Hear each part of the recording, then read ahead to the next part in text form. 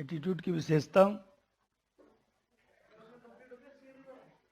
उसमें जो है तीनों में संबंध, हाँ 4 संबंध होता है, 4 ही संबंध है। इसमें जो है अब इसका क्या क्या विशेषता है, तो जैसे कल बता रहा था, बोलिए।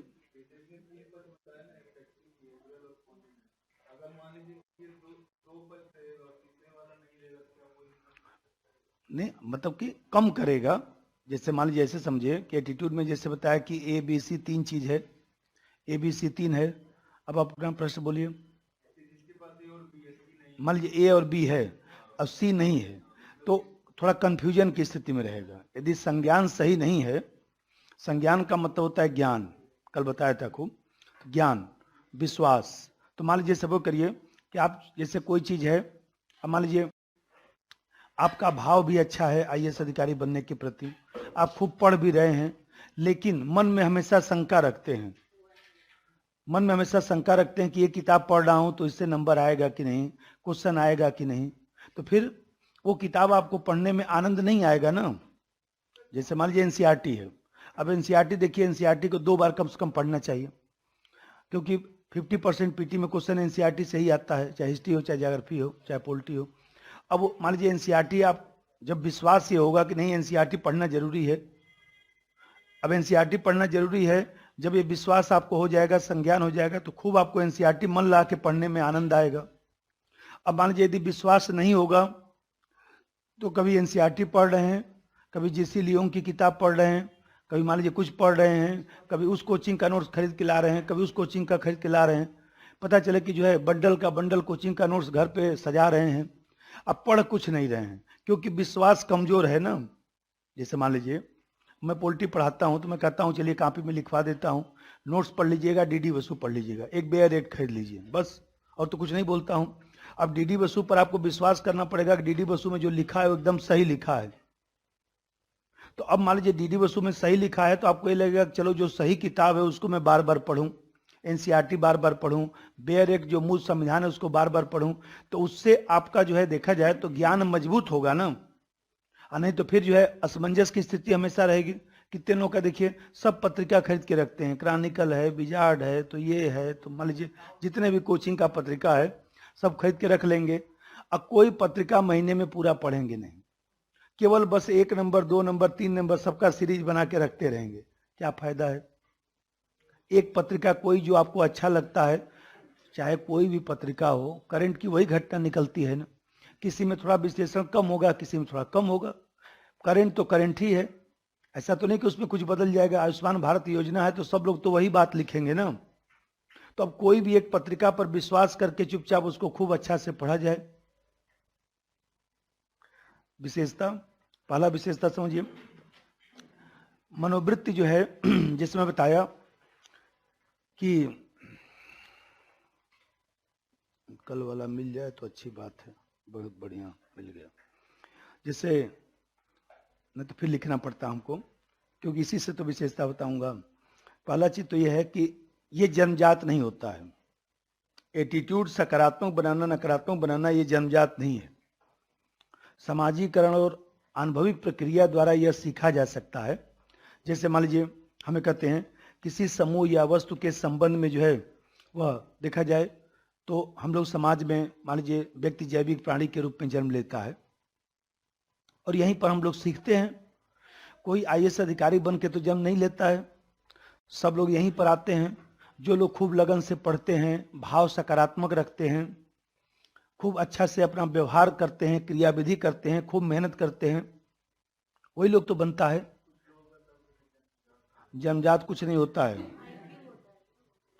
आईक्यू जन्मजात होता है। अब वो भावना में बह के मत बोलिए, ऐसे समझिए, अपने समझिए। आप क्या करिए, कहाँ कहाँ आप भी टहलते रहते हैं, यूट्यूब के चक्कर मत पड़िए, यूट्यूब में बहुत सारा फॉल्ट है, यूट्यूब में सब सही थोड़े ना होता है।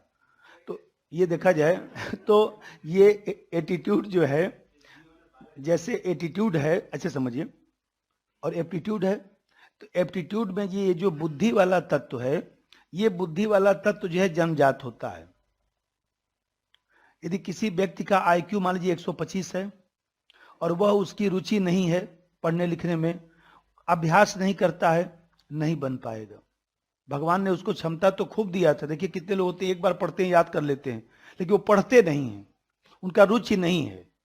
आप उनसे बोलेंगे कि थोड़ा 2000 क्वेश्चन प्रैक्टिस कर लीजिए, बोले नहीं हो जाएगा एग्जाम में। अब पता लगे 2-3 बार एग्जाम में फेल हो गए। तो अभ्यास नहीं उन्होंने किया, उनका रुचि नहीं है।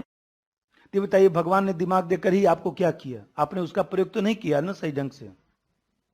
तो ये जो बुद्धि है, जो आईक्यू है, आगे है टॉपिक, आप लोगों के एप्टीट्यूड भी है पढ़ाऊंगा।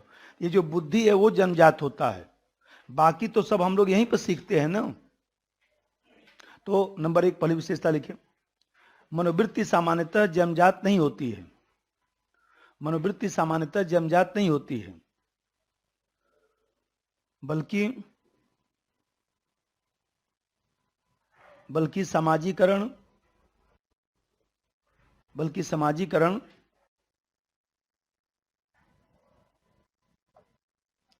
समाजीकरण तथा आनुभविक प्रक्रिया द्वारा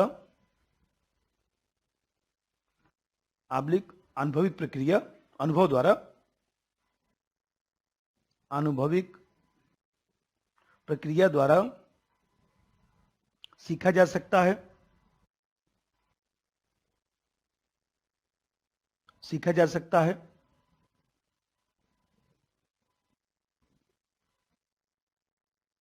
दूसरा बात देखिए, और अभी मैं बताया ही कि भाई हमें कहते हैं कि जिस आपको सेवा में जाना है, जो काम आपको जीवन में करना है, वो देखिए उस काम के प्रति आपका एकदम भाव अच्छा होना चाहिए। मान लीजिए हम लोग पढ़ाई लिखाई करते हैं, मतलब दूसरा विशेषता जैसे ये होता है कि अभिप्रेरणात्मक, मोटिवेशनल, अभिप्रेरणात्मक गुण इसमें पाया जाता है, जिससे व्यक्ति जो है अधिक तत्परता से व्यवहार करता है।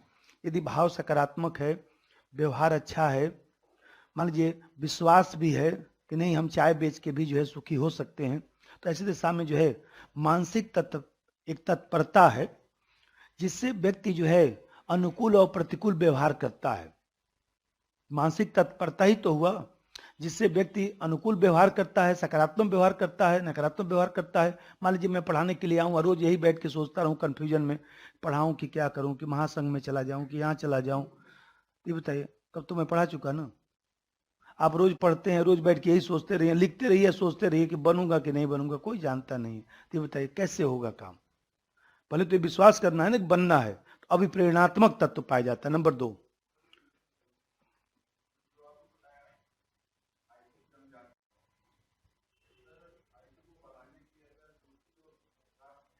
हाँ आईक्यू यदि कम भी है, मान लीजिए 110 भी है, और रुचि आपका खूब ज्यादा है, मान लीजिए सब करिए प्रशिक्षण खूब अच्छा है, तो वो व्यक्ति सफल हो जाएगा जीवन में। इसलिए तो कहा जाता है कि आईएएस पीसीएस वाले फील्ड में आईक्यू का बहुत ज्यादा महत्व नहीं है। किसी का 115 होगा, किसी का 110 होगा, किसी का 120 होगा। ये रुचि और प्रशिक्षण यदि अच्छा मिल गया, आपको ट्रेनर अच्छा मिल गया तो काम कर देगा, और आप भी लग गए तो काम हो जाएगा, तभी कहा जाता है। नंबर 2, अभिप्रेरणात्मक गुण पाया जाता है। अभिप्रेरणात्मक लिख रहा हूं, अभिप्रेरणात्मक गुण पाया जाता है, जिससे व्यक्ति अधिक तत्परता से व्यवहार करता है। जिससे व्यक्ति अधिक तत्परता से व्यवहार करता है, अधिक तत्परता से व्यवहार करता है। अभिप्रेरणात्मक गुण पाया जाता है, जिससे व्यक्ति अधिक तत्परता से व्यवहार करता है, अर्थात ऐसी मानसिक तत्परता जिससे व्यक्ति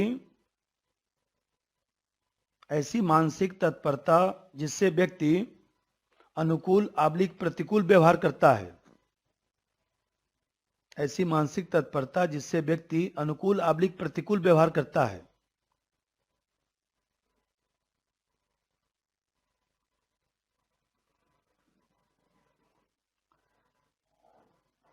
इसी को देखिए, जैसे मैं बताया कि कुछ लोग देखिए तीव्रता, कुछ लोग बहुत कोई काम है देखिए तीव्र गति से करते हैं, पूरा एकाग्र होकर उस काम को करते हैं। मनोवृत्ति में तीव्रता और विलंब, तीव्रता या विलंब दोनों का गुण पाया जाता है। किसी विषय के प्रति यदि आपकी मनोवृत्ति बहुत ज्यादा सकारात्मक है तो व्यक्ति देखिए ज्यादा जुनून से काम करता है, और नकारात्मक होने से हमेशा टालता रहता है। हमारा पढ़ाने का मन ना हो तो हम रोजाना टालते रहेंगे, ऐसा है सर फला टॉपिक पढ़ा देते छूट गया, बाद में जब एग्जाम आप दीजिएगा मेंस तो आइएगा रिवीजन करा दूंगा या उसमें उसको जोड़कर लिखवा दूंगा, वो करंट से संबंधित है। मतलब हमारा पढ़ाने का मन नहीं है, इसलिए मैं चीजों को टाल रहा हूं कि उस समय आइएगा कर देंगे, अभी क्या करेंगे पढ़ के, अभी तो मेंस आपको देना नहीं है। और उस समय कितने लोग आएंगे खुद अपने दिमाग से सोचिए, एक दो लोगों के कोई टीचर पढ़ाएगा? जो पढ़ाना हो सर पढ़ा देते, काम खत्म करिए। क्यों? मनोवृत्ति यदि कमजोर है तो व्यक्ति उसको टालता रहता है काम का। आपको मान लीजिए आईएएस के प्रति मनोवृत्ति कम है तो कोई चीज लेके बैठे, कोई तथ्यात्मक चीज है तो पढ़ने का मन नहीं करेगा, छोड़ो बाद में रटेंगे, हटाओ। अंदर कमजोर भाव है। नंबर 3, मनोवृत्ति में तीव्रता आब्लिक विलंब का गुण पाया जाता है। तीव्रता आब्लिक विलंब का गुण पाया जाता है। जैसे यदि किसी विषय के प्रति मनोवृत्ति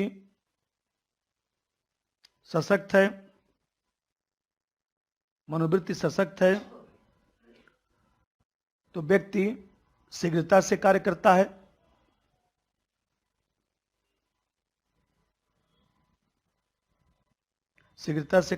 है,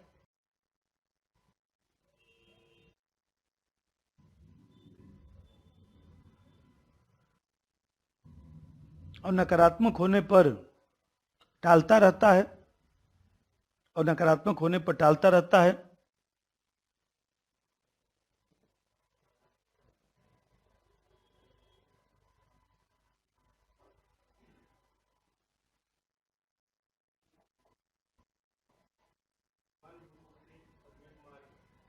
यही बात है।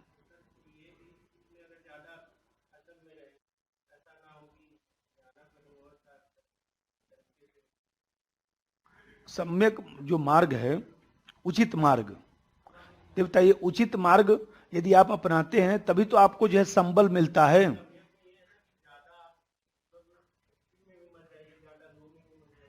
नहीं, वो तो दो पक्ष होता है। मध्यम मार्गी विचार, बौद्ध दर्शन जो है मध्यम मार्गी विचार है। बहुत ज्यादा का मतलब जैसे उग्र व्यवहार करना,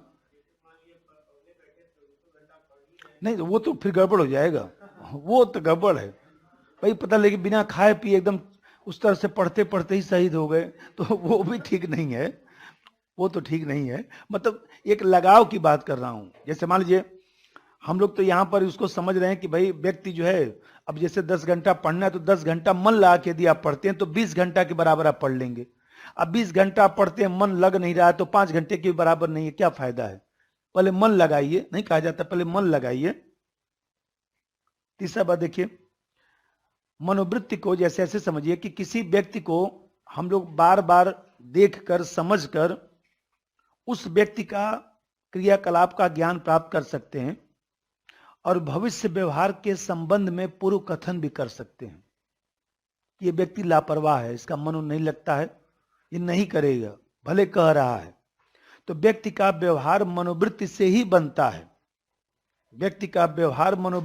बनता है, और मनोवृत्ति अभी मैं आगे बताऊंगा कि एक बार मनोवृत्ति यदि नकारात्मक बन गई, टालने की बन गई, तो फिर आप सुधर नहीं सकते।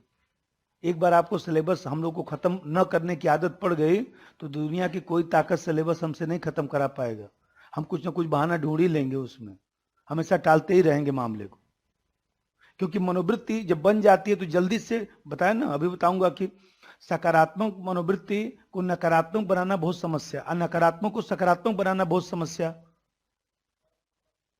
हाँ, सकारात्मक को जैसे मान लीजिए हम लोग कोर्स खत्म करते हैं भाई, तो मान लीजिए थोड़ा सा कष्ट तो होता है कि सब पढ़ाना पड़ता है, लेकिन उसमें और सकारात्मक जल्दी से बनाया जा सकता है क्योंकि आदत पड़ा हुआ है, कोई दिक्कत नहीं।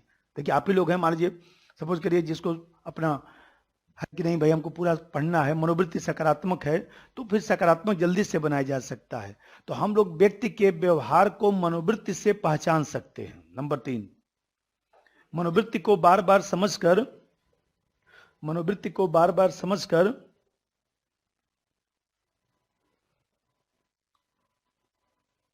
मनोवृत्ति को बार बार समझकर उसका ज्ञान प्राप्त करके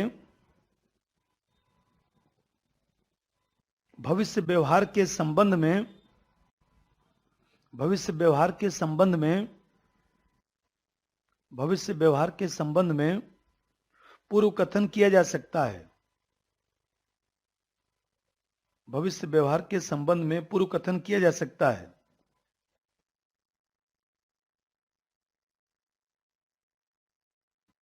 क्योंकि व्यक्ति का व्यवहार मनोवृत्ति से ही बनता है, क्योंकि व्यक्ति का व्यवहार मनोवृत्ति से ही बनता है।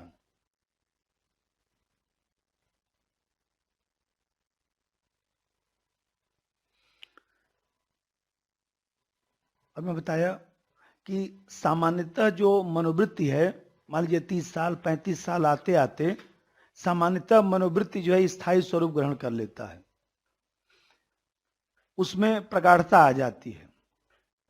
परिस्थिति के बदलने से, पर्यावरण के बदलने से उसमें कुछ परिवर्तन हो सकता है, अचानक परिवर्तन नहीं हो सकता है।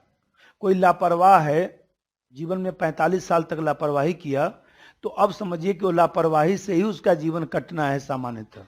वो बहुत ज्यादा अचानक जो है सीरियस एकदम नहीं हो पाएगा, क्योंकि मनोवृत्ति की विशेषता है कि वो एकदम जो है वो देखा जाए तो अब स्थायी स्वरूप जब ग्रहण कर लेता है तो फिर वो व्यक्ति, तभी तो कहा जाता है, मान लीजिए हमें कहते हैं 45-50 साल के बाद कोई व्यक्ति होता है, तब उसको क्या सिखाएंगे? सब सिखाकर समय नष्ट करना है, कोई मतलब नहीं है, क्योंकि बदले उदलेगा है नहीं। देखिए, मनोवृत्ति सामान्यतः स्थायी स्वरूप ग्रहण कर लेता है, सामान्यतः स्थायी स्वरूप ग्रहण कर लेता है। उसमें धीरे धीरे प्रगाढ़ता आ जाती है, उसमें धीरे धीरे प्रगाढ़ता आ जाती है।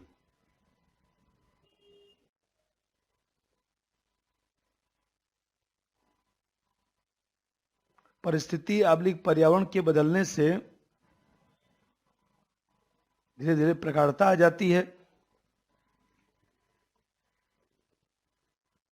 परिस्थिति आबलिक पर्यावरण के बदलने से कुछ परिवर्तन हो सकता है,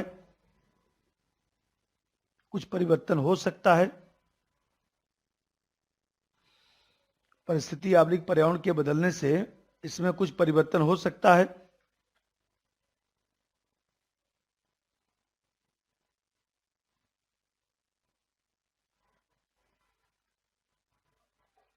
इसे क्या समझिए, जैसे अभी मैं बता रहा था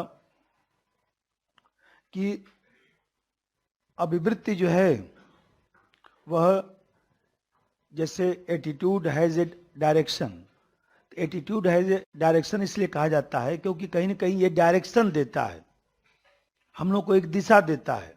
यदि एटीट्यूड सकारात्मक है तो देखिए कोई उसको दिक्कत नहीं है। कहीं व्यक्ति शादी विवाह में भी गया है, उसको रोजाना सुबह घूमने टहलने का आदत है, तो देखिए अपना बैग में जूता भी रखे रहता है, पहनेगा, धीरे से अपना कहीं जाएगा पहनकर और धीरे से टहलने चला जाएगा।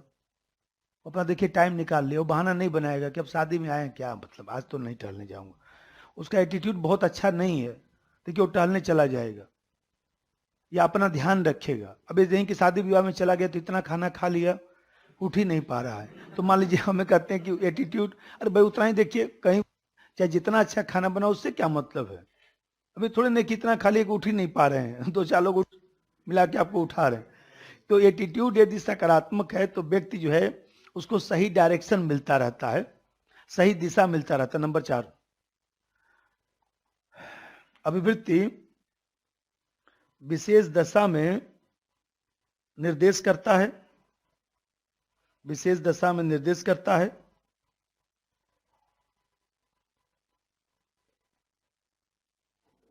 विशेष दशा में निर्देश करता है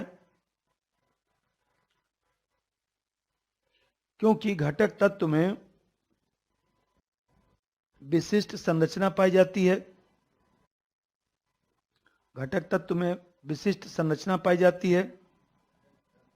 घटक तत्व कंपोनेंट, घटक तत्व में विशिष्ट संरचना पाई जाती है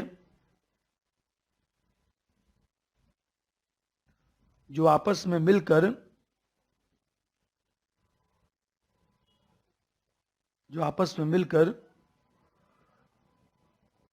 व्यक्तित्व का निर्माण करती है।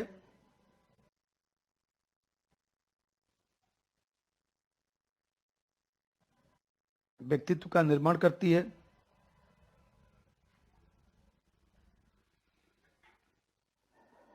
जैसे विधवा विवाह के संबंध में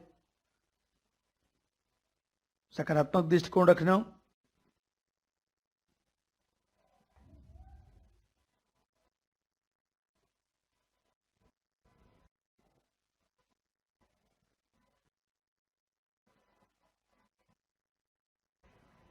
तो होता है कि एक जो मानसिक और जो देखा जाए तो मेंटल और न्यूट्रल जो है वह देखा जाए तो एक प्रकार से कह सकते हैं कि स्टेटस रखता है,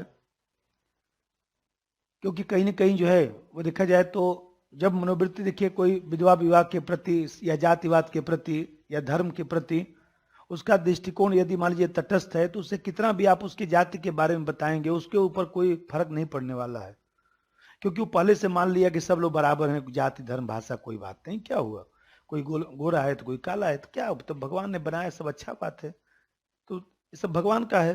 देखिए उस पर मान लीजिए हम कहते हैं ओबामा साहब, मिशेल ओबामा, देखिएगा नेट पर फोटो या देखे ही होंगे। अब मिशेल ओबामा के बताइए उनसे उन्होंने विवाह किया, तो कभी आपने सोचा कि हमारे यहाँ लोग जो है राष्ट्रपति होंगे तो मिशेल ओबामा से विवाह नहीं करेंगे, क्योंकि हम लोग की मनोवृत्ति ठीक नहीं है ना। हम लोग कहीं ना कहीं क्या है कि हम लोग जो है देखा जाए तो बाहरी गुणों पर ज्यादा ध्यान देंगे, आंतरिक गुणों पर ध्यान नहीं देंगे। अरे व्यक्ति का आंतरिक गुण अच्छा होना चाहिए, व्यक्ति का आंतरिक गुण अच्छा होना चाहिए, वो व्यक्ति का सार तत्व है। बाहरी गुण सार तत्व थोड़े ना, वो स्थायी थोड़े ना है। तो कहने का मतलब ये चीज है कि अब देखा जाए तो यही तो पश्चिम में और हम लोगों में अंतर हो गया, क्योंकि हम लोगों के यहाँ देखा जाए तो हम लोग पिछड़े देश के नागरिक हैं, तो हम लोगों का सोच दूसरे तरह का है, एटीट्यूड दूसरे तरह का है।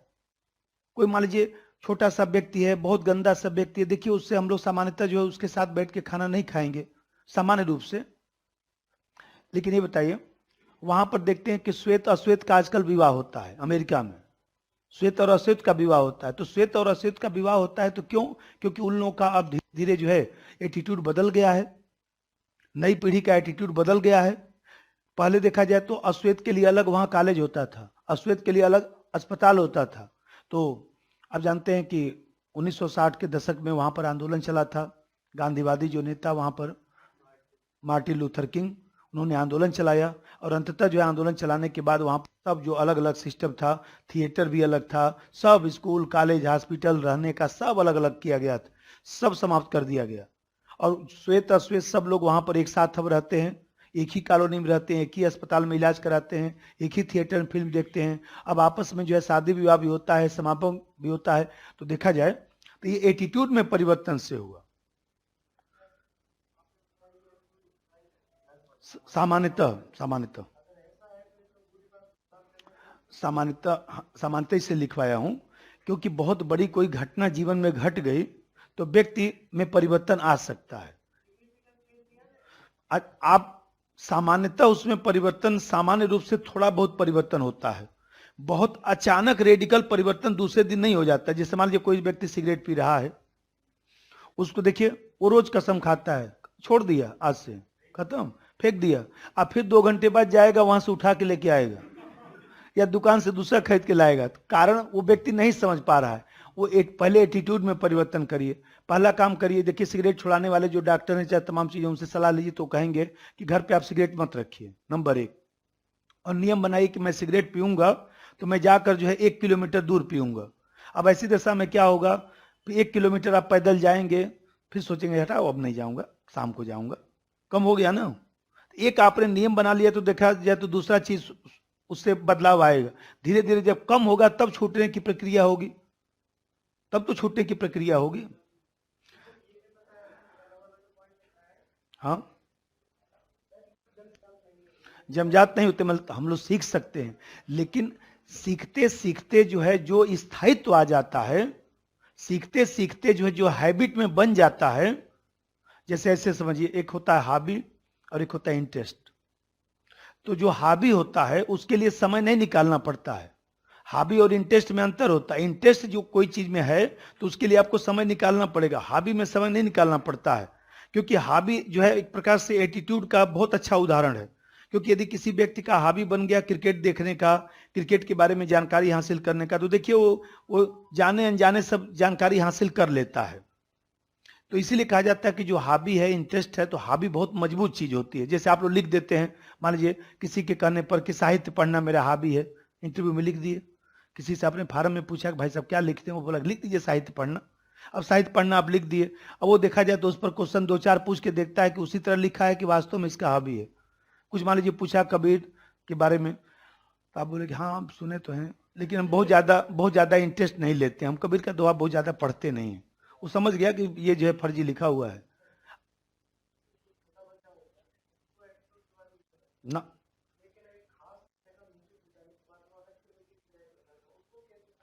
देखिए वो कच्ची मिट्टी के रूप में है, जैसा उसको करेंगे वैसा वो सीखता है।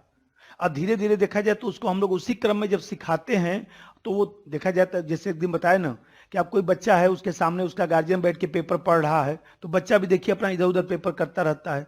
2 साल 4 साल 5 साल 10 साल देखते देखते धीरे धीरे देखिए वो भी सुबह आएगा, अपना झोले में से पेपर निकालेगा, लाकर अपना फैलाएगा। भले उसमें जो अपने काम का चीज वो ढूंढ रहा हो कुछ, लेकिन वो पेपर का उसको आदत पड़ चुका है कि घर में, तो ये हम लोग आदत डालते हैं, उसका भाव मजबूत करते हैं, उसकी क्रिया विधि को कुछ जबरदस्ती, फोर्स टू बी फ्री, कभी कभी फोर्स भी किया जाता है अच्छी क्रिया विधि करने के लिए। एक दो और लिखिएगा, कितना हुआ, एक कोई बात नहीं, 6 हो गया बहुत है। अब इसका चलिए कार्यावलिक महत्व, नोट्स बताइए पेज नंबर, कार्यावलिक महत्व।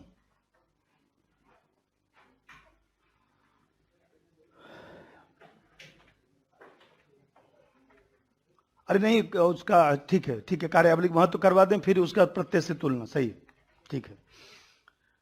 देखिए, हाँ समस्या भी लिखवा दूंगा। देखिए पहला चीज ये है कि अभिवृत्ति के माध्यम से सबसे बड़ा महत्व यह है कि आत्मसम्मान का पोषण होता है। आत्मसम्मान व्यक्ति का मजबूत बनता है, व्यक्ति अपने कर्तव्य के प्रति सुदृढ़ हो जाता है।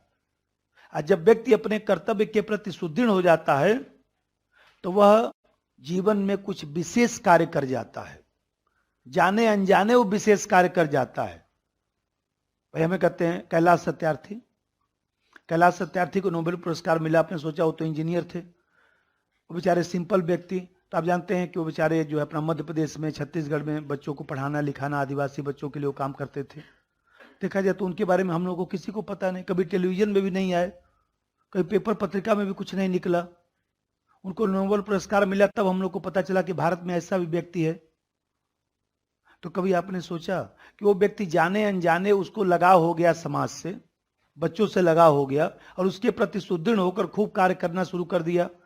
और ऐसी दिशा में देखा जाए तो देखा वो जो आत्मसम्मान है उसका, उसको लगता था कि नहीं ये कार्य मैं कर रहा हूं तो हमें अच्छा लग रहा है, और अच्छा किया और अच्छा किया, और अंतर देखिए विशेष कार्य कर बैठा। नंबर 1, मनोवृत्ति द्वारा आत्मसम्मान का पोषण होता है।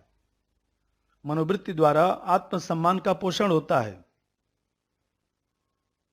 आत्मसम्मान का पोषण होता है।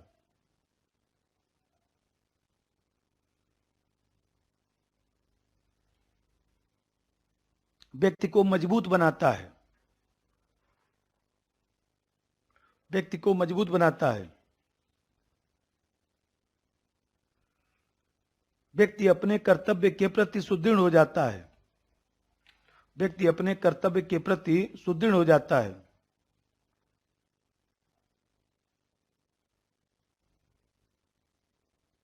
जिससे विशेष कार्य संपादित हो सकते हैं, जिससे विशेष कार्य संपादित हो सकते हैं।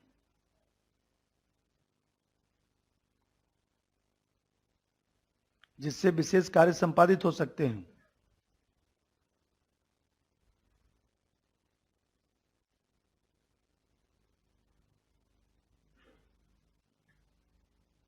अब जरा देखिए, मनोवृत्ति के माध्यम से निर्णय लेने की जो प्रक्रिया है वह आसान हो जाती है।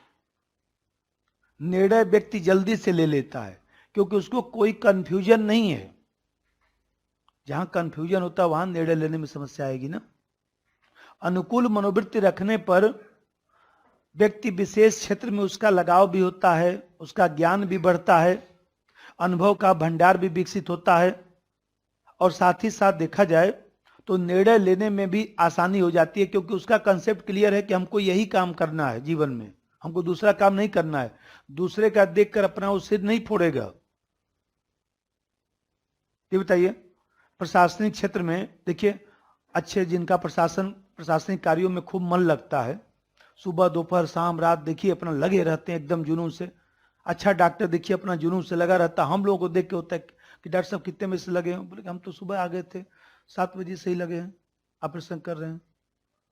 उस व्यक्ति को कोई टेंशन नहीं, हम लोग को टेंशन होता है। कारण क्योंकि वो कहीं ना कहीं जो है मनोवृत्ति जो है सकारात्मक बना लिया। उससे आप ज्यादा बात करेंगे, देखिए आजकल मोदी साहब दिल्ली में चुनाव भी होने वाला है, तो बोलेगा ठीक है कोई बात नहीं, आपका काम हो गया ना, अब जाइए दूसरे को भेजिए। अब बोले नहीं थोड़ा सा हम चर्चा कर लें दिल्ली पर। बोले कि नहीं हमको इंटरेस्ट नहीं है इस पर। तो मान लीजिए हमको इंटरेस्ट नहीं है क्योंकि उसको मनोवृत्ति उसका डॉक्टरी वाले पेशे में है, जबरदस्ती का उसको राजनीति में आप क्यों ले जा रहे हो? वो नहीं बातचीत करेगा, कुछ देर तक सुनता रहेगा, उसका बोलेगा ठीक है जाइए अब दूसरे पेशेंट को भेजिए। तो मान लीजिए इससे जो है मनोवृत्ति सकारात्मक रहने से, जब मैं अभी बताया हूं कि कोई असमंजस नहीं होगा तो अनुभव का भंडार भी तो बढ़ेगा। और जितना व्यक्ति अनुभवी होगा, शासन प्रशासन में यदि कोई व्यक्ति है तो उतना ही अच्छा प्रशासक बनेगा ना। देखिए इसके माध्यम से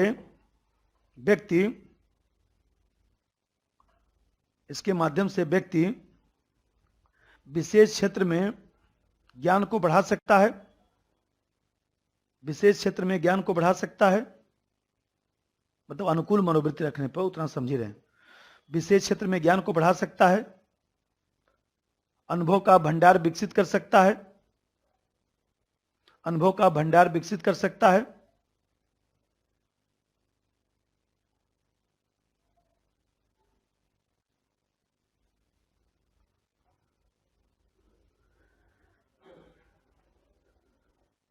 अनुभव का भंडार विकसित कर सकता है, निर्णय लेने में भी सहायता करता है, निर्णय लेने में भी सहायता करता है, निर्णय लेने में भी सहायता करता है। दूसरा चीज देखिए, अभी मैं बता रहा था, यह कैटेलिसिस का काम करता है। यदि मनोवृत्ति अनुकूल है तो कहीं ना कहीं जो है उत्प्रेरक की भूमिका निभाता है। जैसे मान लीजिए हमें कहते हैं जैसे कोई नेता है, उसका मनोभावना समाज के प्रति, सामाजिक स्वार्थ के प्रति, समाज सेवा के प्रति बहुत अच्छा है, तो उसको 1:30 बजे रात में आप फोन करते हैं कि नेताजी ऐसा ऐसा बात हो गया, यहाँ पर दिक्कत, गोली चल गया है, ये सब हो गया है। देखिए नेताजी तुरंत फोन करके आप जब कहते हैं तो बोलते हैं तुरंत थाने पहुंचिए, मैं थाने फोन करता हूं, अभी तुरंत 5 मिनट में पुलिस पहुंच रही है, परेशान मत होइए। और उस व्यक्ति तो देखिए सोया हुआ है, उसको कोई टेंशन भी नहीं हुआ। ये उत्प्रेरक की भूमिका, कैटेलिसिस की भूमिका में कार्य करता है। तो अभी बताइए, व्यक्ति जब कैटेलिसिस की भूमिका में कार्य करेगा तो स्वाभाविक सी बात है कि अनुकूल मनोवृत्ति से, अच्छी मनोवृत्ति से जो है वो देखा जाए तो आप समाज को भी तो प्रेरणा दे सकते हैं। जिम्मेदारी पूर्ण कार्य करने में जो है वो देखा जाए तो ये सहायक भी तो हो सकता है। मान लीजिए प्रशासनिक क्षेत्र में, चूंकि हम लोग को शासन प्रशासन में लिखना है तो उसी का ज्यादा एग्जाम्पल दिया जाए। शासन प्रशासन के क्षेत्र में मान लीजिए आप कहीं पर IAS अधिकारी हैं, DM हैं, तो बताइए SDM को प्रेरणा भी तो दे सकते हैं। SDM तहसीलदार को प्रेरणा दे सकता है ना। जहां का मान लीजिए अधिकारी ही जो है उदासीन है, लापरवाह है, वहां तो सब लापरवाही हो जाते हैं। जहां पर वो सक्रिय होता है तो बाकी सब सक्रिय हो जाते हैं। तो कहीं ना कहीं जिम्मेदारी पूर्ण कार्य करने में, कार्यालय में भी जो है वो देखा जाए तो सकारात्मक जो मनोवृत्ति है वो देखा जाए तो कार्य करता है। सब लोगों को प्रेरणा भी देता रहता है। अच्छा कार्य करके आप लोगों को प्रेरित कर सकते हैं, बात करके नहीं। और अच्छा कार्य तभी कर सकते हैं जब आपके भीतर मनोवृत्ति हो। नंबर 3, अच्छे कार्य करने में उत्प्रेरक की भूमिका निभाता है। अच्छे कार्य करने में उत्प्रेरक की भूमिका निभाता है। उत्प्रेरक की भूमिका निभाता है।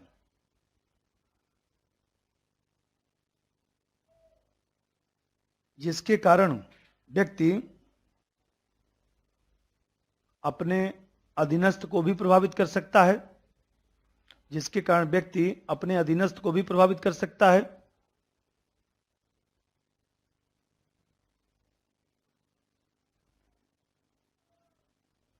अपने अधीनस्थ को भी प्रभावित कर सकता है।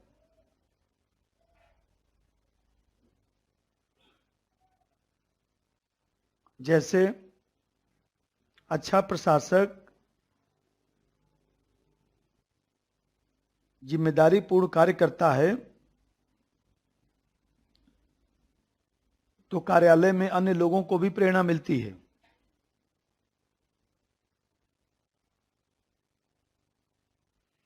अच्छा प्रशासक जिम्मेदारी पूर्ण कार्य करता है तो कार्यालय में अन्य लोगों को भी प्रेरणा मिलती है।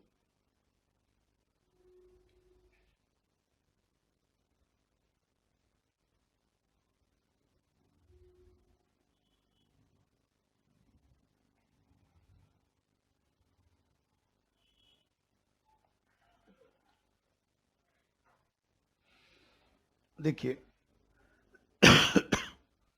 जैसे मैं बताया कि अभिवृत्ति का कार्य जो है ज्ञान से जुड़ा हुआ है। अनुकूल अभिवृत्ति रखने पर व्यक्ति जो है वो देखा जाए तो व्यक्ति का ज्ञान बढ़ता है। और अभी मैं बता रहा था कि अनुभव का भंडार बढ़ता है। और अच्छा अनुभव रख कर ही भाई हमें कहते हैं, आप पुराने डॉक्टर के पास इलाज करवाने के लिए क्यों जाते हैं? कोई व्यक्ति है, मान लीजिए लालू जी भी अपना ऑपरेशन करवाए तो बोले भाई पुराना डॉक्टर खोज पहले देखो, हम एम्स में जाएंगे या तो गंगाराम में जाएंगे। लोग बोले कि नहीं पट्टनम का, बोले नहीं पट्टनम नहीं, हमको पुराना डॉक्टर खोज के बताओ। तो उनसे जब पूछा गया कि पुराना डॉक्टर क्यों खोजे, तो उन्होंने कहा कि भाई देखिए पुराना डॉक्टर होगा तो ठीक ढंग से ऑपरेशन कर लेगा, संभावना ज़्यादा अच्छा रहती है। तो देखिए, अरे वो भी बहुत बड़े नेता, भाई मुख्यमंत्री रहे तो बड़े नेता, तो सोचिए कि पुराना डॉक्टर की वो खोज कर रहे हैं। कारण क्योंकि उसके पास अनुभव ज़्यादा है, वो क्रिटिकल मसला होने पर भी मामले को संभाल सकता है। तो ऐसी दशा में देखा जाए तो अभिवृत्ति का जब कार्य जो है ज्ञान प्राप्त करने का है, खूब अनुभव, अभी मैं बताया कि अनुभव की वृद्धि होता है। तो बताइए, बार बार विशेष कार्य करने के लिए अभिवृत्ति हमको प्रेरित करती है। और जब बार बार विशेष कार्य आप करते हैं तो उससे गुणवत्ता बढ़ती है। उससे गुणवत्ता बढ़ती है, व्यक्ति विशेषज्ञता हासिल कर लेता है, प्रशासन में जो है विशेष पहचान बना लेता है, या किसी क्षेत्र में विशेष पहचान बना लेता है। भाई कोई किसी चीज का विशेषज्ञ है तो अनुभव रखा है ना उस चीज का। उस चीज का मैं बोला तो कि टीचर यदि मान लीजिए हिस्ट्री, ज्योग्राफी, पॉलिटिक्स, जितना भी लोग टीचर है, सब लोग यदि ईमानदारी से पूरा प्रतिबद्ध होकर पढ़ा दें तो हिंदी माध्यम का रिजल्ट पीटी में तुरंत सुधर जाएगा 1 साल में। सब लोग अच्छा से पेपर बना लें, टेस्ट ले लें, कॉपी चेक कर लें, एकदम लग जाएं कि नहीं, कम से कम मान लीजिए 10-5 हजार बच्चों को पीटी पास ही करा दिया जाएगा इस बार, हो जाएंगे। क्योंकि उनके पास अनुभव है, अनुभव की कमी थोड़े न है, वो तो नहीं करना चाहते हैं इसलिए, क्योंकि उनके अंदर धीरे धीरे विशेषज्ञता तो आ गया है। अब यह है कि कार्य करना है। नंबर 4, मनोवृत्ति व्यक्ति को बार बार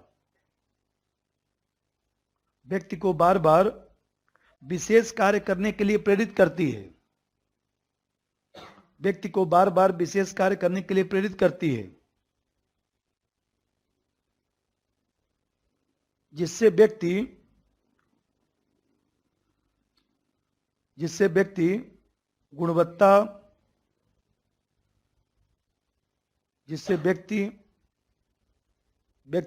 गुणवत्ता हासिल कर लेता है। गुणवत्ता अवलिक विशेषज्ञता, एक ही में लिख दीजिए, गुणवत्ता अवलिक विशेषज्ञता हासिल कर लेता है।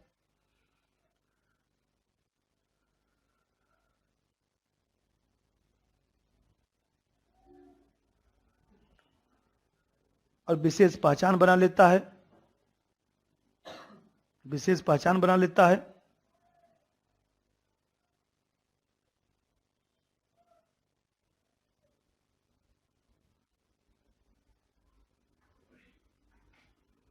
भाई विशेष, मान लीजिए अजीत डोभाल साहब हैं, तो आज मान लीजिए सुरक्षा सलाहकार हैं, वो विशेषज्ञ है ना उसके। देखिए सर्जिकल स्ट्राइक्स लगाए, तमाम जो चीज करके एकदम देखिए ओके, क्या मजाल इधर उधर हो जाए। मान लीजिए रावत साहब को हम लोगों ने जो है वो सीडीएस बना दिया, हम सोचा जाए कितना लंबा उनका अनुभव है ना, इसलिए हम लोगों ने सोचा नहीं ये व्यक्ति जो है युद्ध होने पर तुरंत जो है सब समन्वय स्थापित कर लेगा। जो चीन से युद्ध में गलती हो चुका है अब दोबारा नहीं होना चाहिए। 1971 में भी थोड़ी सी गलती हो गई थी, तो दूसरा मसला था, संभल गया सब। तो हम लोग तीनों सेनाओं का ठीक ढंग से प्रयोग तभी कर सकते हैं जब एक अनुभवी व्यक्ति जो है वो देखा जाए तो तीनों को जो है एकदम रेगुलेट करना शुरू कर दे कि कब किस चीज का प्रयोग करना है, क्योंकि बिखर कर काम करने में जो है शक्ति नहीं हो सकती है। तो हमें कहते हैं उस व्यक्ति के अनुभव का, अजीत डोभाल साहब का मान लीजिए अब तो रिटायरमेंट, वो तो 70 साल के हैं, कोई 65 साल के थोड़े ना है, वो तो 70 साल के आसपास है। वो तो मोदी साहब कहते हैं भाई देखिए जब तक आपको काम करना हो करिए, जब तक आपका शरीर गवा देता है आप अपने हिसाब से काम करिए, जब आपको लगेगा तो बता दीजिएगा, राज्यपाल बना के भेज दूंगा। और क्या जानते हो, उस व्यक्ति को तो राज्यपाल बनना है, भविष्य में राष्ट्रपति बनना है, क्योंकि ऐसे लोगों को तो सम्मान देना ही पड़ेगा जिन्होंने 70 साल देश के लिए निकाल दिया। तो आप देख रहे हैं कि वो व्यक्ति विशेष पहचान समाज में बना लिया, प्रशासन में विशेष पहचान बना लिया, किसी चीज का विशेषज्ञ बन गया, तो ऐसे सामने उसने उस क्षेत्र में काफी काम किया तब तो। और समझिए कुछ है नहीं, सब ऐसे पढ़ना है, सब इथिक्स में सब कहानियां हैं। इसी पर देखिए अभी मैं बताया कि व्यक्ति की व्यवहारिक क्रिया को मनोवृत्ति प्रभावित करता है। व्यक्ति की व्यवहारिक क्रिया को मनोवृत्ति प्रभावित करता है। यदि मान लीजिए भाव सकारात्मक होगा तो व्यवहार को प्रभावित करेगा, थोड़ा सा संज्ञान सकारात्मक होगा तो व्यवहार को प्रभावित करेगा। तो प्रशासनिक स्तर पर जन सेवा को बढ़ावा देने का कार्य जो है अभिवृत्ति के माध्यम से ही अच्छे तरीके से हो सकता है। व्यक्ति जाति धर्म की भावना से ऊपर उठकर कार्य करने लगता है और कहीं न कहीं जो है अनावश्यक सूचनाओं में नहीं उलझता है, क्योंकि उसकी मनोवृत्ति एक विशेष जो है चीज में लगी हुई है, जन सेवा में लगी हुई है, इसलिए उसको देश दुनिया से ज्यादा लेना देना नहीं है। भाई हम लोग मास्टरी करते हैं, अब उसी में पता लगे फोन रखे रहे, उसी में किसी का फोन आ रहा है, रुकिए थोड़ा सा एक जैसे उनको समझा दें, सुप्रीम कोर्ट में केस लगा है, यही तो आप लोग मान लीजिए नहीं बोलेंगे, लेकिन यही तो बोलेंगे पहले सुप्रीम कोर्ट का केस उलझा लीजिए बाद में पढ़ा दीजिएगा। क्लास में पढ़ाने आते हैं, उसी में आपको सब काम याद आता है। तो मान लीजिए हमें कहते हैं कि ये जो मसला है तो वो व्यक्ति इसलिए उलझ रहा है क्योंकि उसका खुद ही कंसेप्ट क्लियर नहीं है।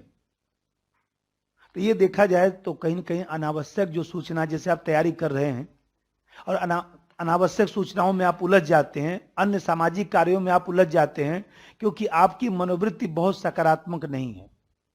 सकारात्मक होती तो आप अनावश्यक लोगों से, अनावश्यक कार्यों में आपका उलझाव नहीं होता। देखिए मनोवृत्ति व्यवहारिक क्रियाओं को सीधे प्रभावित करती है, व्यवहारिक क्रियाओं को सीधे प्रभावित करती है।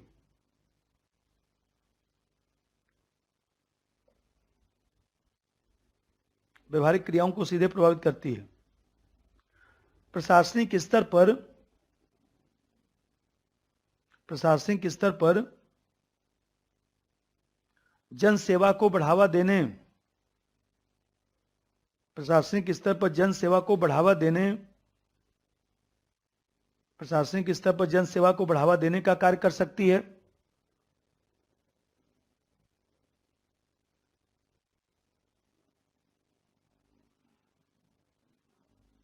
जाति धर्म से ऊपर उठकर व्यक्ति लोक सेवा का कार्य करने लगता है। जाति धर्म से ऊपर उठकर व्यक्ति लोक सेवा का कार्य करने लगता है।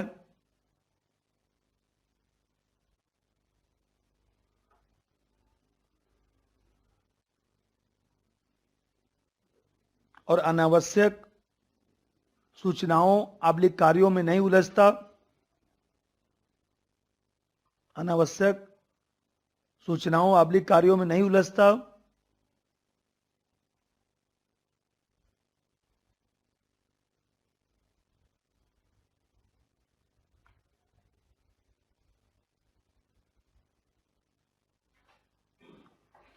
एक और लिखिएगा, 4-5 हो गया।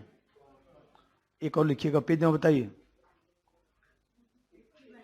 हैं 50 नंबर, पेज नंबर 53। उसी बहाने पढ़ा जाएगा। उसे तो इतना ही लिख देंगे, बहुत है, कोई दिक्कत की बात नहीं।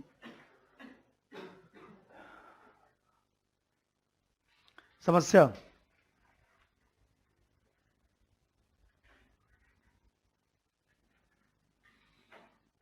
कि मनोवृत्ति की क्या क्या समस्या है।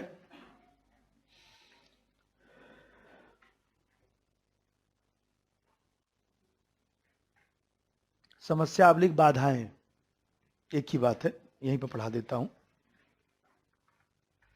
समस्या अवलिक बाधाएं, और एक उसमें आता है कि मनोवृत्ति का कैसे हम लोग अच्छा विकास कर सकते हैं, उसको अलग से पढ़ा देंगे। हाँ, उसको अलग से पढ़ा देंगे। एक एटीट्यूड परिवर्तन होता है, तो वो अलग से पढ़ा देंगे। वो भी एक क्वेश्चन आता है, एटीट्यूड परिवर्तन कैसे। हाँ बोलिए।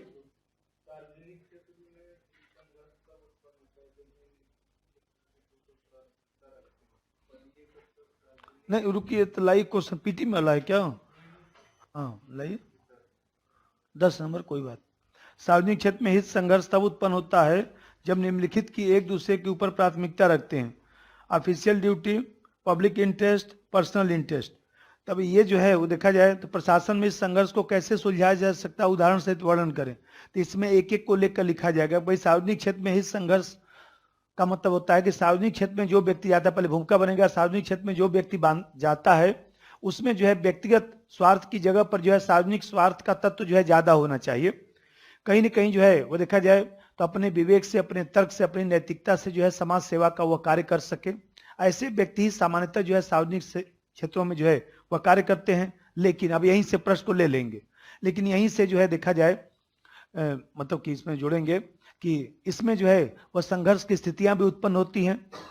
अब जैसे अब एक एक लेकर अलग अलग व्याख्या करेंगे कि ऑफिशियल ड्यूटी, पदीय कर्तव्य। एक नंबर 1 उसमें लिखेंगे कि कोई भी सार्वजनिक व्यक्ति है तो किसी संस्थागत जो है वह देखा जाए तो संस्थागत पहलुओं से जुड़कर ही कार्य करता है, और संस्थागत जो नियम है, कानून है, विनियम है, उसी के अनुसार उसको जो है कार्य करना चाहिए। कहीं न कहीं अपनी व्यक्तिगत पसंद को जो है वो द्वितीयक रखना चाहिए, क्योंकि कभी कभी जो हम सोचते हैं, जो हमारी पसंद है, हो सकता है कि वह जो है हमारे संस्थागत या ऑफिशियल कार्यों के लिए वह कर्तव्य के रूप में जो है वह अनुचित न हो।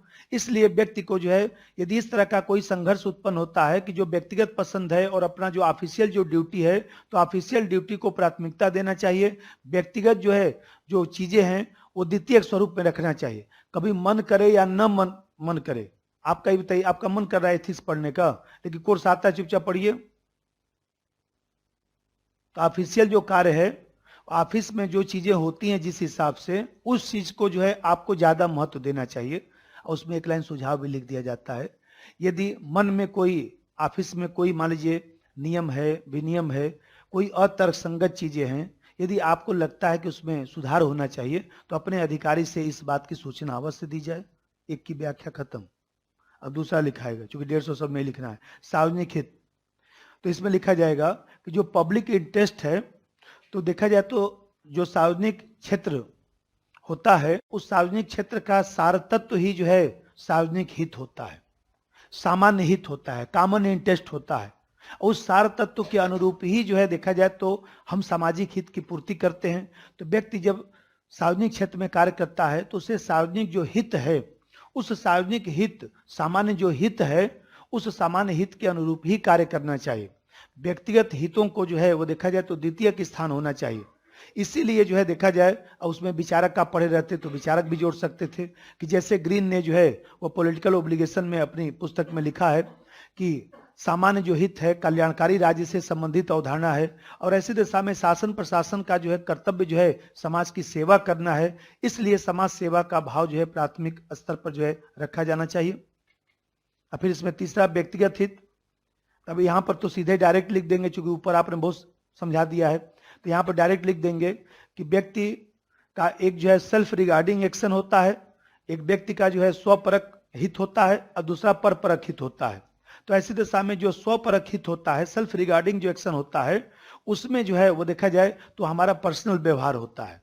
जैसे हमको क्या कपड़ा पहनना है, क्या खाना है, या मान लीजिए घर में कितना घंटे सोना है, वो हमारा व्यक्तिगत हित है, हमारा परिवार है वो व्यक्तिगत हित है। लेकिन दूसरा सार्वजनिक क्षेत्र में कार्य करने वाले व्यक्ति का एक दूसरा स्वार्थ भी जुड़ा होता है, अदर रिगार्डिंग एक्शन जुड़ा रहता है। तो अदर रिगार्डिंग एक्शन जो है वो देखा जाए तो यह इस कार्य में अपने व्यक्तिगत हितों को नहीं मिलाना चाहिए। उसमें व्यवहारिक भी लिख देंगे कि भाई भतीजावाद, परिवारवाद, या इसी प्रकार से जो है वह व्यक्तिगत क्रियाकलाप, ये सब चीजें जो है वो अलग होनी चाहिए, और सार्वजनिक कार्यों को जो है संपन्न करने का जो तरीका है वो अलग होना चाहिए। बस इतना ही लिखाएगा। नीचे लिखा है प्रशासन में इस संघर्ष को कैसे सुलझाया जा सकता है, तो हर चीज में आप एक एक सुझाव लिख देंगे, क्योंकि एक जगह सुझाव लिखेंगे तो सब सीमा बढ़ जाएगा। जैसे तीसरे वाले में सुझाव लिख देंगे कि व्यक्ति का जो व्यक्तिगत पसंद है उसको जो है सार्वजनिक पसंद में नहीं मिलाना चाहिए। सार्वजनिक जो क्रियाकलाप है उस सार्वजनिक क्रियाकलाप में व्यक्तिगत कार्यों को न मिलाया जाए, और व्यक्तिगत कार्यों में भी सामान्यतः सार्वजनिक क्रियाकलापों को न मिलाया जाए। परिवार का जो दायरा है, मान लीजिए बच्चे हैं, अपना परिवार है, वो एक अलग मुद्दा हो गया, लेकिन दूसरा जो मुद्दा हो गया, जो सार्वजनिक हित का मुद्दा हो गया, उस कार्य को जो है उसमें नहीं मिलाना चाहिए। अब एक लाइन उसमें भी सुझाव लिख सकते हैं कि वर्तमान वैश्वीकरण में अंतर संबद्धता के कारण बहुत ज्यादा अलग नहीं किया जा सकता है, इसीलिए अच्छा अधिकारी जो है अपने घर को भी ऑफिस बना लेता है, वहां पर भी कार्य करता है। अच्छे अधिकारी के पास जाइए तो उसका घर भी ऑफिस है, वो कभी मना नहीं करेगा। अब मान लीजिए बाहर का रूम है तो उसमें देखिए 4-5 कुर्सी पड़ा रहता है, टेबल पड़ा रहता है, बोलेगा बैठिए कोई बात नहीं, अभी आता हूं 10 मिनट में।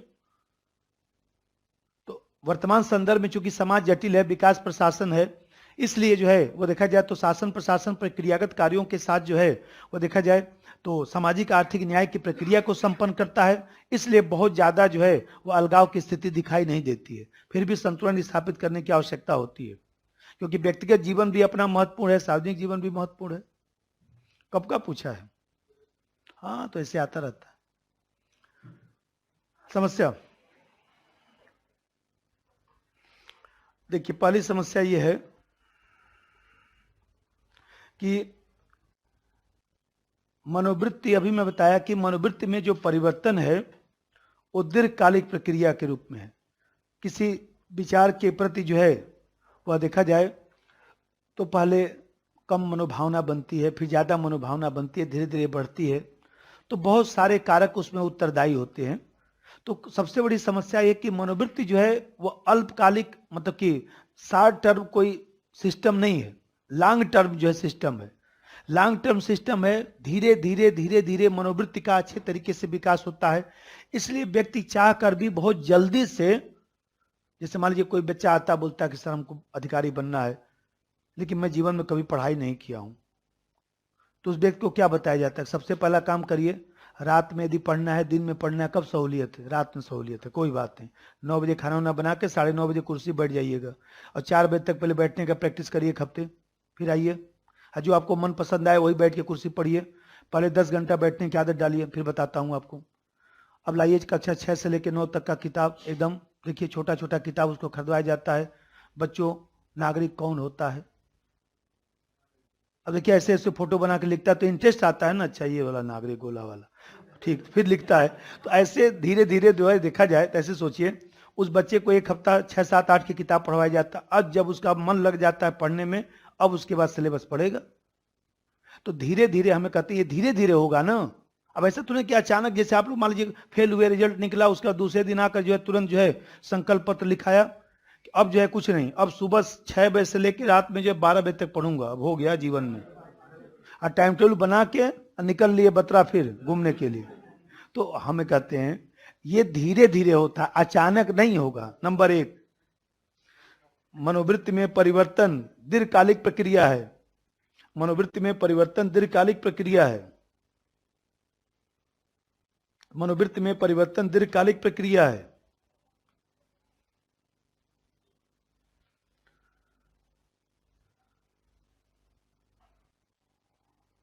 दीर्घकालिक प्रक्रिया है, अतः संयमित तरीके से व्यवहार करने की आवश्यकता होती है। संयमित तरीके से व्यवहार करने की आवश्यकता होती है।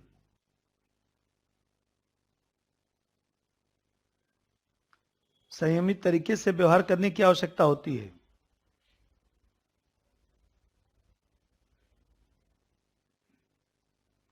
जैसे किसी विचार के प्रति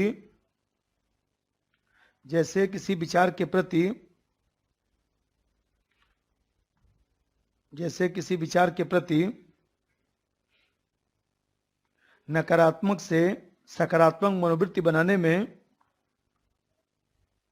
किसी विचार के प्रति नकारात्मक से सकारात्मक मनोवृत्ति बनाने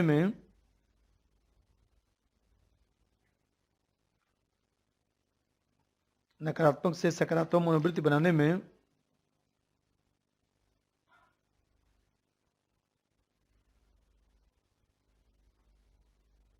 समय लगता है। अनेक कारक उत्तरदायी होते हैं।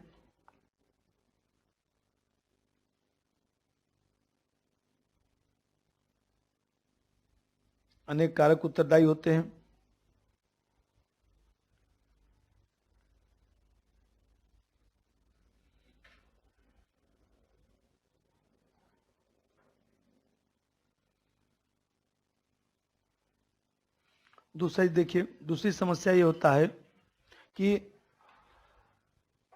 सबसे मान लीजिए, एक तो पहले हुआ कि भाई नकारात्मक है तो सकारात्मक बनाने में अनेक कारक भी लगेंगे, समय भी लगेगा। इसीलिए तो देखा जाए तो किसी को सिगरेट छुड़ाना हो, शराब छुड़ाना हो, तो उसको जो है वो देखा जाए तो उस आश्रम में भेजा जाता है कि जाइए 2-4 महीना वहां रहिए, घर पे रह के नहीं हो सकता है, वहां रहेंगे धीरे धीरे परिवर्तन कुछ हो सकता है, 2-4 महीने जाइए रहिए वहीं पर। अब जब देखिए 2 साल का ट्रेनिंग कराया जाता है, क्यों? घर पे बैठ के ही टीवी से ट्रेनिंग ना करा दिया जाए आपको? वहां ट्रेनिंग होता, आपको बोलेंगे कहाँ घर से 2 साल हमको बाहर आप रख रहे हैं, बताइए। ऑनलाइन ट्रेनिंग हो जाता, ऑनलाइन ट्रेनिंग होगा? नहीं हो पाता है ना वहां पर। जो है मान लीजिए घर पे बैठ के हम लोग योगा करते हैं, कभी मान लीजिए मौसम खराब हो गया, कुछ हो गया, नहीं जा पाए, तो घर पे योगा नहीं हो पाता। ज्यादा ज्यादा 15-20 मिनट तक मान लीजिए सूर्य नमस्कार किए, थोड़ा सा जो है मान लीजिए पादोत्तानासन किए, उसके बाद जो है छोड़ो हटाओ कल करेंगे। क्योंकि मनोवृत्ति ऐसी है ना, व्यक्ति का कुछ नहीं अकेले कर सकता। जब सब लोग करते हैं तो सब लोग को देखे रहता है, सब लोग टांग उठा ऊपर किए, चलो हम भी किए हैं, कोई बात नहीं। तो इस तरह से व्यक्ति दबाव में जो है वो विकास करता है। दूसरी सबसे बड़ी समस्या ये है यहाँ पर कि व्यक्ति जैसे मान लीजिए उन्हीं सूचनाओं की ओर आकर्षित होता है जो उसकी मनोवृत्ति से मेल खाता है, प्रत्येक व्यक्ति में कुछ सकारात्मक तत्व होते हैं, कुछ नकारात्मक तत्व होते हैं। तो वो कहीं ना कहीं जो है उन्हीं चीजों से तुरंत जो है प्रभावित हो जाता है। और ऐसी दशा में जो है देखा जाए तो कुछ उसको अच्छा बात समझाने का प्रयास करेंगे तो उस पर असर नहीं पड़ता है। अब इसका एग्जाम्पल बताता हूं। जैसे मान लीजिए व्यक्ति टीवी देख रहा है, उसको मान लीजिए कितने लोगों को देखिए समाचार देखने का आदत नहीं है, क्योंकि उनको पता है कि हम सामान खरीद पाएंगे नहीं, तो जबरदस्ती का समय नष्ट करने से क्या फायदा है। तो देखिए समाचार आ रहा है और उसी में कुछ विज्ञापन आ रहा है। तो विज्ञापन जब आएगा तो व्यक्ति देखिए उठ के तुरंत वहां से चल देता है।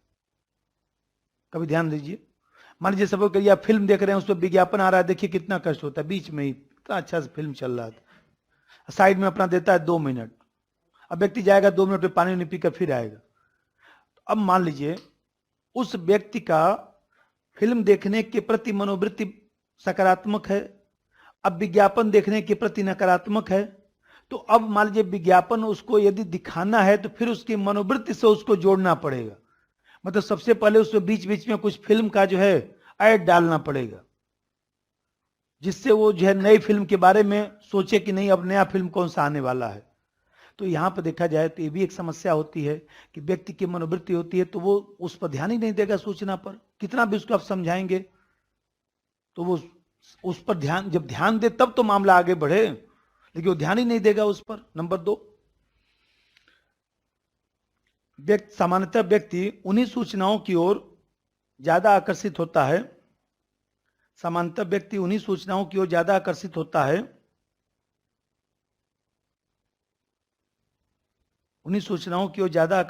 है,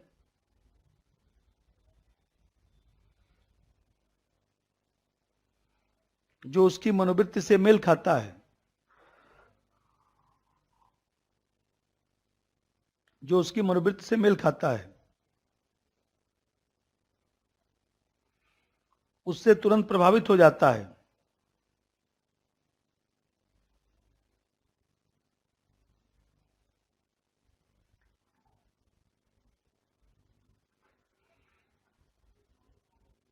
उससे तुरंत प्रभावित हो जाता है। दूसरे पहलू का उस पर असर नहीं पड़ता। दूसरे पहलू का उस पर असर नहीं पड़ता।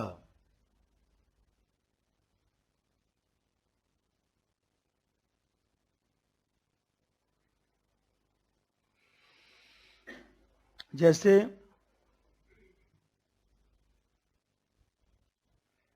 टीवी देखने पर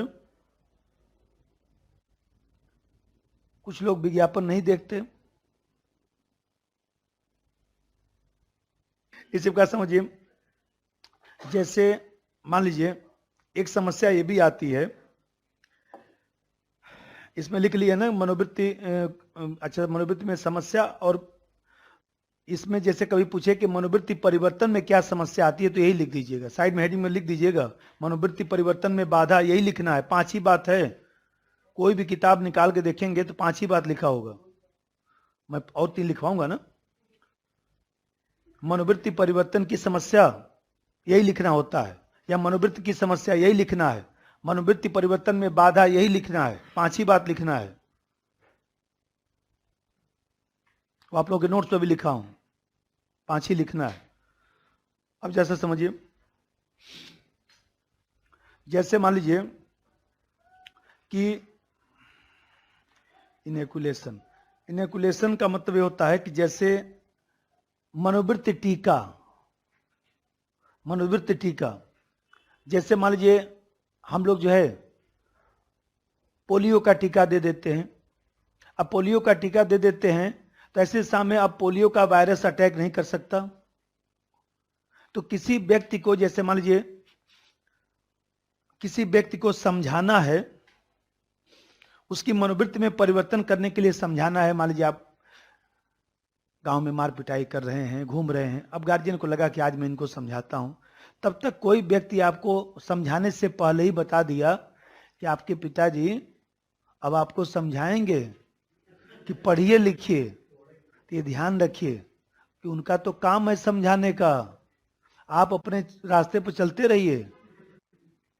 अब उसके बाद अब देखा जाए तो यदि पिताजी समझाएंगे तो फिर आपको नहीं समझ में आएगा, क्योंकि पहले ही वो व्यक्ति पोलियो का टीका आपको लगा चुका है। टीका लगा चुका ना, तो आप सोचेंगे बात तो सही कर रहा था, वो क्या समझाएंगे, अच्छा इसीलिए बोल रहे हैं आज। उनकी बातों पर आप ध्यान नहीं देंगे। नंबर 3,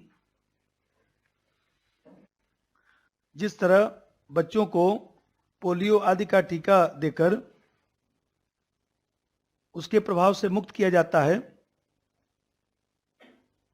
जैसे बच्चों को पोलियो आदि का टीका देकर उसके प्रभाव से मुक्त किया जाता है,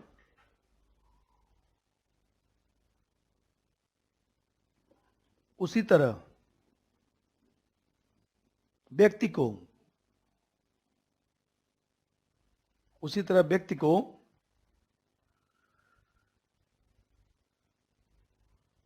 उसके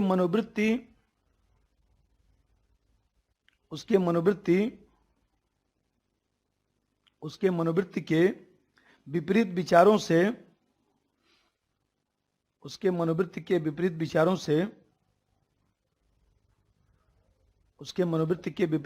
से उसे पहले ही अवगत करा दिया जाता है। पहले ही अवगत करा दिया जाता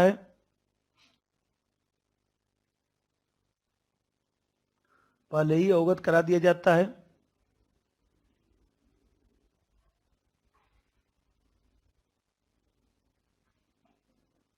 जिसके कारण बाद में उसकी मनोवृत्ति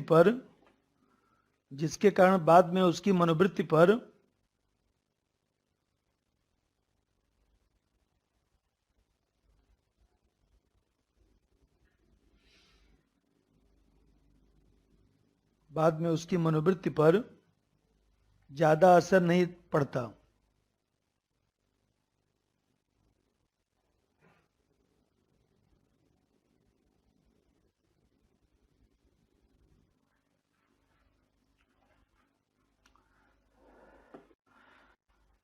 एटीट्यूड इनोकुलेशन इसको बोलते हैं, मनोवृत्ति टीका इसको बोलते हैं।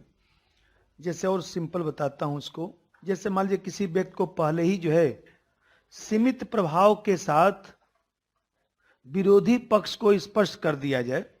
सीमित प्रभाव के साथ, सीमित प्रभाव के साथ का मतलब जैसे मान लीजिए कितने लोग हमारे यहाँ पढ़ने आते हैं, पहले लोग समझाते जानते, पीटी में टेस्ट लेंगे, क्लास में ही आपको बताएंगे इतना सही इतना गलत, मत पढ़िए, बहुत बेइज्जती कराते हैं। 50 बच्चों के सामने बताए, आपको बताएंगे 5 सही 20 गलती। सोचिए बच्चा लोग क्या है आपके बारे में समझेगा। वो तो बच्चा पहले, कितने लोग आते हैं हमारे पास कि सर हम पढ़ेंगे लेकिन हम टेस्ट देंगे तो नंबर आप क्लास में नहीं बताएंगे, हम क्या आप मत पढ़िए, जाइए, कौन आपको पढ़ाएगा, मैं नहीं पढ़ाऊंगा। वहीं जाइए जहां नंबर आपको न बताया जाता हो, क्योंकि मैं तो आपको क्लास में जो है बताऊंगा कि 5 सही 20 गलती। तो मान लीजिए हमें कहते हैं कि भाई सबको बताता था, आप लोग भी पढ़ते थे, आप लोग कोई बोलता था, ऐसा नहीं कि किसी बच्चा लोगों को ही, बच्चियों को भी बोल देता हूँ, भाई आप लोग भी पढ़ते थे, आप लोग बताता था, देखिए 7 गलती आपका, सुधरिए।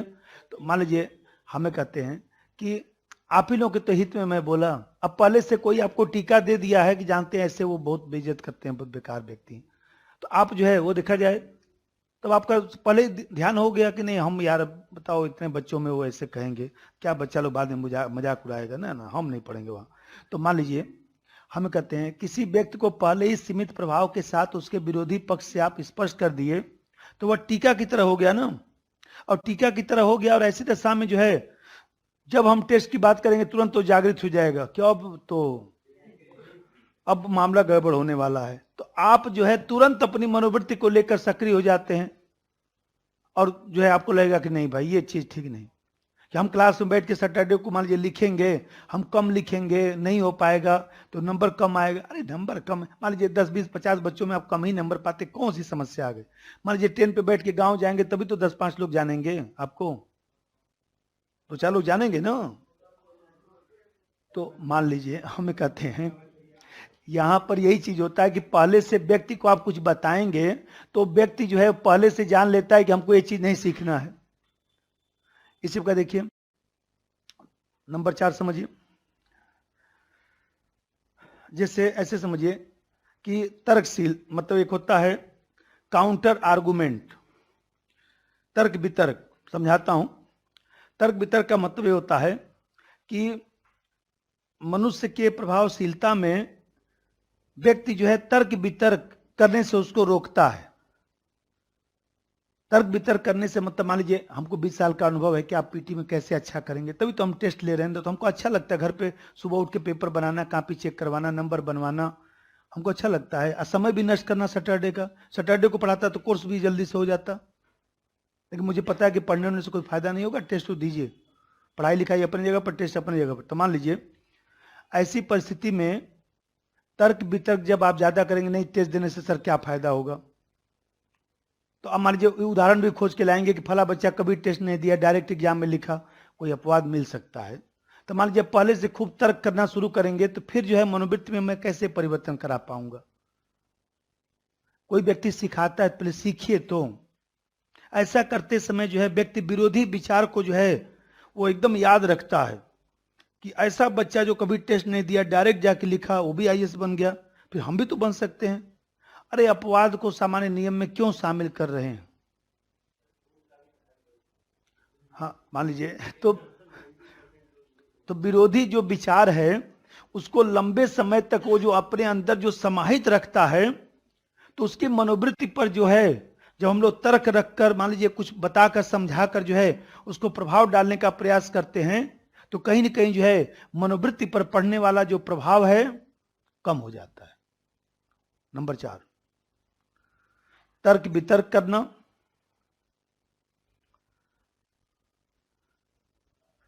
तर्क वितर्क करना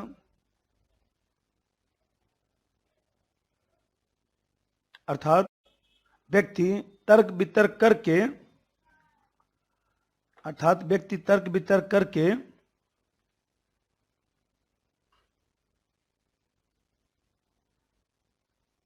तर्क वितर्क करके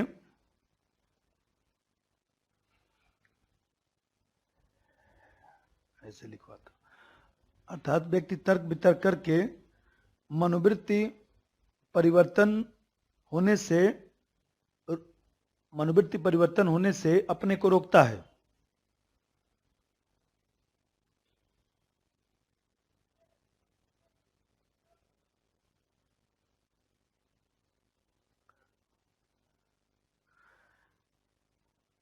तर्क वितर्क करने से मनोवृत्ति परिवर्तन काफी कठिन हो जाता है। तर्क वितर्क करने से मनोवृत्ति परिवर्तन काफी कठिन हो जाता है। तर्क वितर्क करने से मनोवृत्ति परिवर्तन काफी कठिन हो जाता है।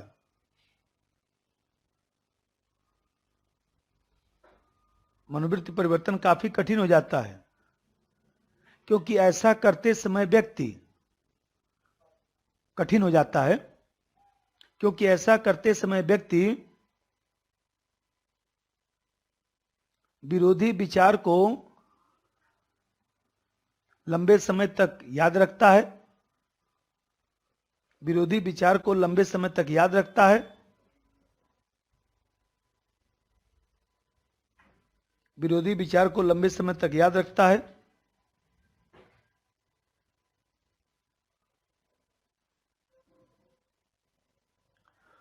और मनोवृत्ति पर पड़ने वाले प्रभाव, मनोवृत्ति पर पड़ने वाला प्रभाव कम हो जाता है। मनोवृत्ति पर पड़ने वाला प्रभाव कम हो जाता है। मनोवृत्ति पर पड़ने वाला प्रभाव कम हो जाता है। मनोवृत्ति पर पड़ने वाला प्रभाव कम हो जाता है।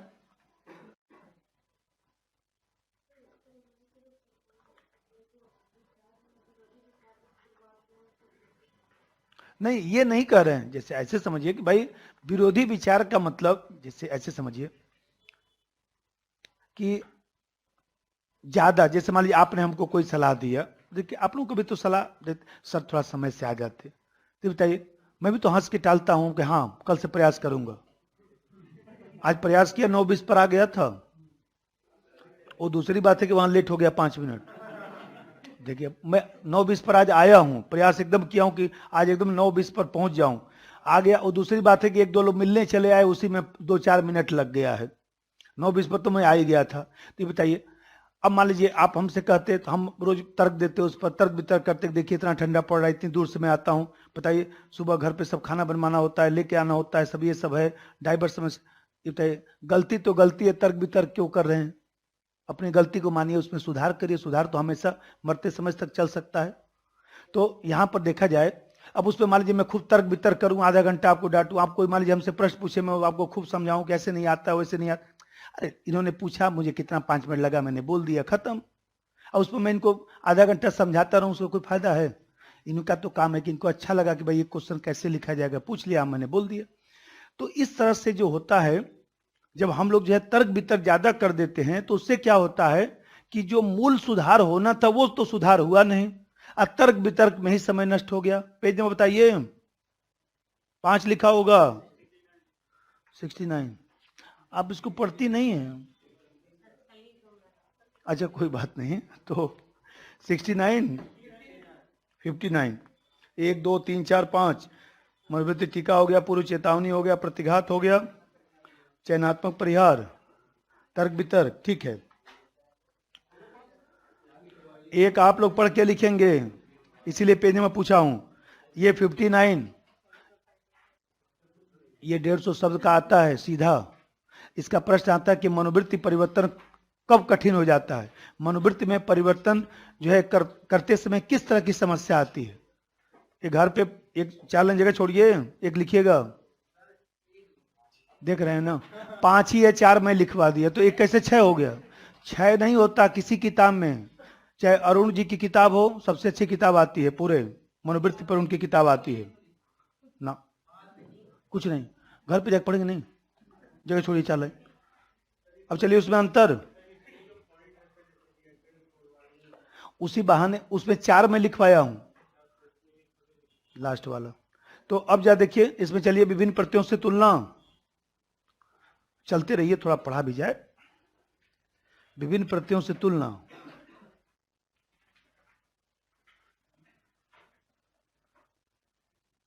इसका भी प्रश्न आता है।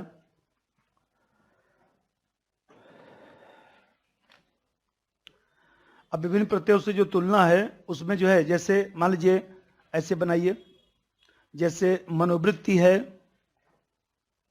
और जो है मूल्य है, वैल्यू, तो इस पे क्या क्या अंतर है?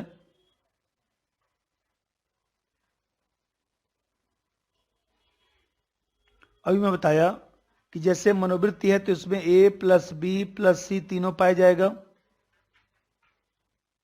भाई मनोवृत्ति होता है तो उसमें ए बी सी तीनों पाया जाएगा ना, भाव भी पाया जाएगा, व्यवहार भी पाया जाएगा, संज्ञान भी पाया जाएगा। और मूल्य, मूल्य में ये बताइए कि मूल्य में तो केवल अमूर्त ही तत्व होता है, मूल्य में कोई व्यवहार थोड़े ना होता है। संकीर्ण अवधारणा हो गया क्योंकि इसमें केवल अमूर्त तत्व पाया जाता है, कोई व्यवहार थोड़े ना है। अच्छा लोकतांत्रिक मूल्य के आधार पर बात करना ठीक है, लेकिन एटीट्यूड में तो व्यवहार भी होना चाहिए। नंबर एक, यह व्यापक अवधारणा है क्योंकि इसमें ए बी सी तीनों पाया जाता है। यह व्यापक अवधारणा है क्योंकि इसमें ए बी सी तीनों पाया जाता है,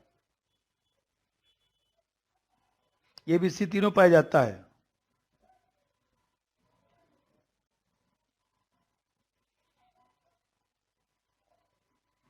मूर्त तथा अमूर्त दोनों पक्ष पाए जाते हैं, अर्थात मूर्त तथा अमूर्त दोनों पक्ष पाए जाते हैं। मूर्त तथा अमूर्त दोनों पक्ष पाए जाते हैं। और उधर लिखिए, मूल्य में यह संकीर्ण अवधारणा है, यह संकीर्ण अवधारणा है क्योंकि इसमें केवल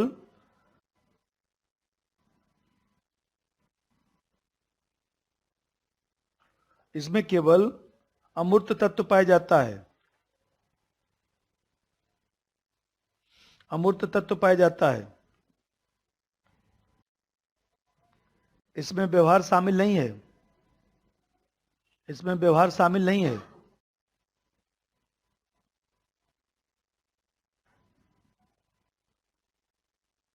इसमें व्यवहार शामिल नहीं है। इसमें क्या समझिए,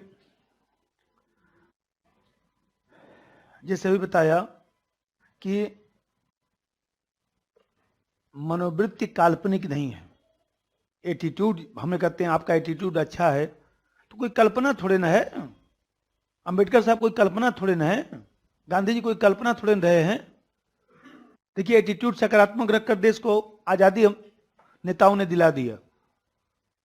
हमें कहते हैं रूजवेल्ट साहब ने अमेरिका को अमेरिका बना दिया। सोचिए उसी व्यक्ति ने तो पहली बार अमेरिका का पहचान किया कि अमेरिका विश्व महाशक्ति बन सकता है, अमेरिका में क्षमता है, प्रयास करने की आवश्यकता है अमेरिका को। ब्रिटेन फ्रांस क्या है, कुछ नहीं है। तो उस व्यक्ति ने सब अपना एनालिसिस करके बताया ना। तो यह यथार्थवादी अवधारणा है और संतुलित है। संतुलित भी तो है। ये बताइए, व्यक्ति संज्ञान प्राप्त करता है, उसमें जो है शब्द प्रमाण है, चाहे अनुमान है, चाहे उपमान है, तर्क वितर्क है, तभी तो संज्ञान प्राप्त करता है। तो मनोवृत्ति में विवेकशीलता भी होती है। इसीलिए इसको कहा जाता है कि यह यथार्थवादी रियलिस्टिक अप्रोच है और संतुलित भी है। नंबर 2, यह यथार्थवादी अवधारणा है तथा संतुलित दृष्टिकोण रखता है। यथार्थवादी अवधारणा है तथा संतुलित दृष्टिकोण रखता है, तथा संतुलित दृष्टिकोण रखता है।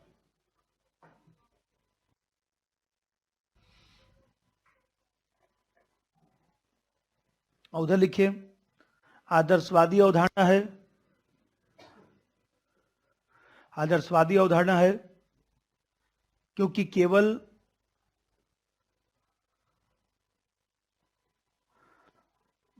भावनात्मक पक्ष को समाहित करता है, क्योंकि केवल भावनात्मक पक्ष को ही समाहित करता है, क्योंकि केवल भावनात्मक पक्ष को ही समाहित करता है। हाँ, आदर्शवादी तो मतलब काल्पनिक।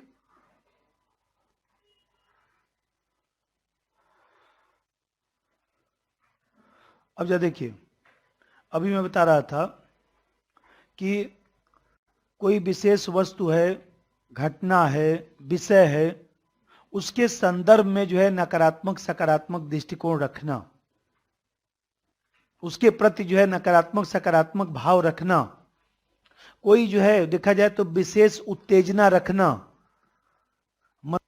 है वो विशेष उत्तेजना रखती है, तो विशेष उत्तेजना रखती है तो उसके एक दृष्टिकोण है, हमारी मनोभावना है। नंबर 3, किसी विशेष वस्तु आबली घटना, नंबर 3 मनोवृत्ति में उधर लिख दिए कि नहीं, अच्छा लिख दिए, ठीक है। किसी विशेष वस्तु आबली घटना आबली विषय के संदर्भ में,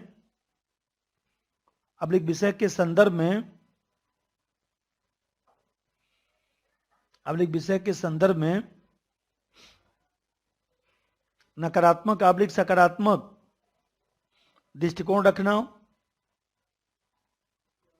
आबलिक सकारात्मक दृष्टिकोण रखना,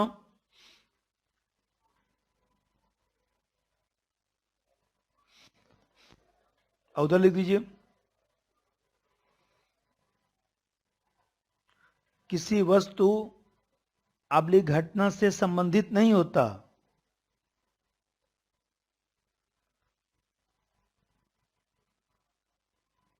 बल्कि विचारों से निर्मित होता है, बल्कि विचारों से निर्मित होता है।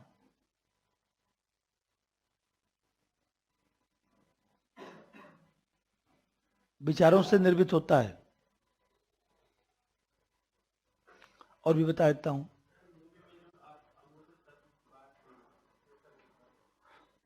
मूल्य में अमूर्त का मतलब हुआ कि जैसे न्याय, स्वतंत्रता, समानता, बंधुत्व, ये सब देखिए दिखाई नहीं देता है। समानता की बात करना, समानता समाज में होना चाहिए। देखिए हम लोग खूब प्रवचन देते हैं, अच्छा अच्छा बैठ के पंडित जी लोग प्रवचन देते हैं, करते कुछ नहीं, करते सब उल्टा है। प्रवचन अच्छा देंगे तो प्रवचन, ये प्रवचन मनोवृत्ति परिवर्तन नहीं है, ये व्यवहारिक चीज है, व्यक्ति करके भी दिखाता है। तो देखा जाए तो ये एटीट्यूड जो है वो एक प्रकार से यथार्थवादी हो गया, अब वो काल्पनिक हो गया। ऐसी बात जो अमूर्त दिखाई नहीं देता, अच्छा अच्छा बात देखिए सुनने में तो बहुत अच्छा लगता है, बाद में कष्ट होता है। कुछ लोग देखिए खूब घर पे अच्छा बात करते हैं, जीवन में कैसे रहना चाहिए, सुबह उठना चाहिए, जाकर घूमना टहलना चाहिए, फिर अपना आइए थोड़ा लहसुन पानी पी लीजिए, थोड़ा सा ये कर लीजिए, देखिए बताएंगे अपने 10 बजे सो के उठेंगे।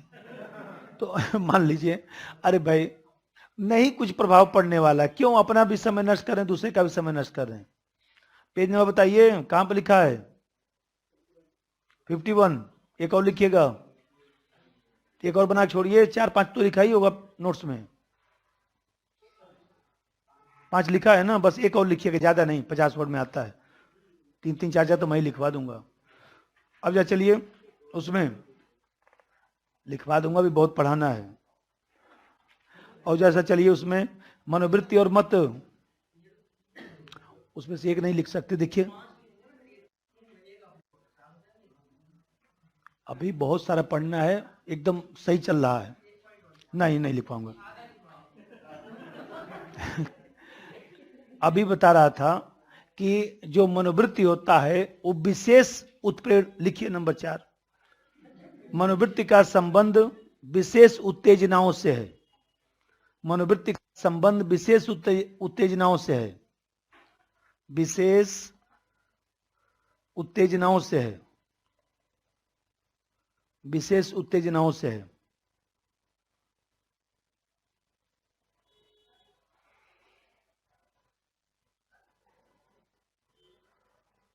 विशेष उत्तेजनाओं से है, अर्थात विशेष कार्य करने का उत्प्रेरक है, विशेष कार्य करने का उत्प्रेरक है।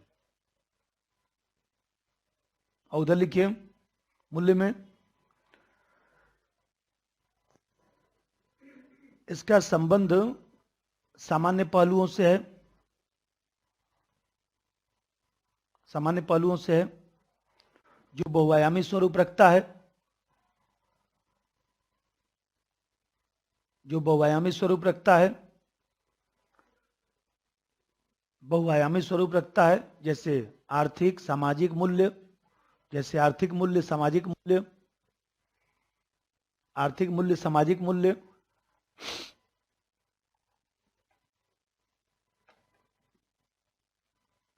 आर्थिक मूल्य, सामाजिक मूल्य। चलिए उसमें चलिए क्या बोलते हैं, मनोवृत्ति। पांडे जी हैं, वो नोट्स आया केस स्टडी का? बुलाओ पांडे जी को, और फोटो इसके लिए भिजवा दूंगा ना। आज मंगलवार है ना, कल आप लोगों को नोट्स दिलवा देता हूँ, तो कल दिलवा दूंगा। तो उसमें उसका 2 वॉल्यूम ही मैं केस स्टडी का बना के रख दिया हूँ, एक में नहीं करवाया हूँ। एक में 125 केस स्टडी है, दूसरे वाले में 150 पौने 200 है। तो उसमें और भी जोड़वा रहा हूँ, क्योंकि वर्तमान में बहुत सारी घटनाएं घटी है ना, तो उससे भी संबंधित कुछ केस स्टडी बना रहा हूँ, या कुछ लोगों को बोला हूँ कि बनाइए, तो उसको भी डलवा देता हूँ। मनोवृत्ति, और फिर इसके बाद जो है मनोवृत्ति मूल्य हो गया। मनोवृत्ति जो है वो देखा जाए तो मत, ओपिनियन, ओपिनियन,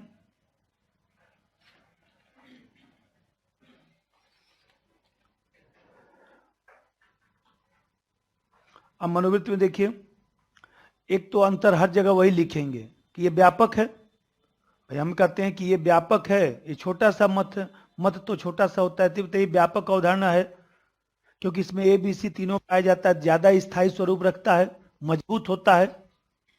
लिख दीजिए नंबर 1, व्यापक अवधारणा है, व्यापक अवधारणा है। ए बी सी तीनों के पाए जाने से, एबीसी तीनों के पाए जाने से स्थायी स्वरूप रखता है, स्थायी स्वरूप रखता है।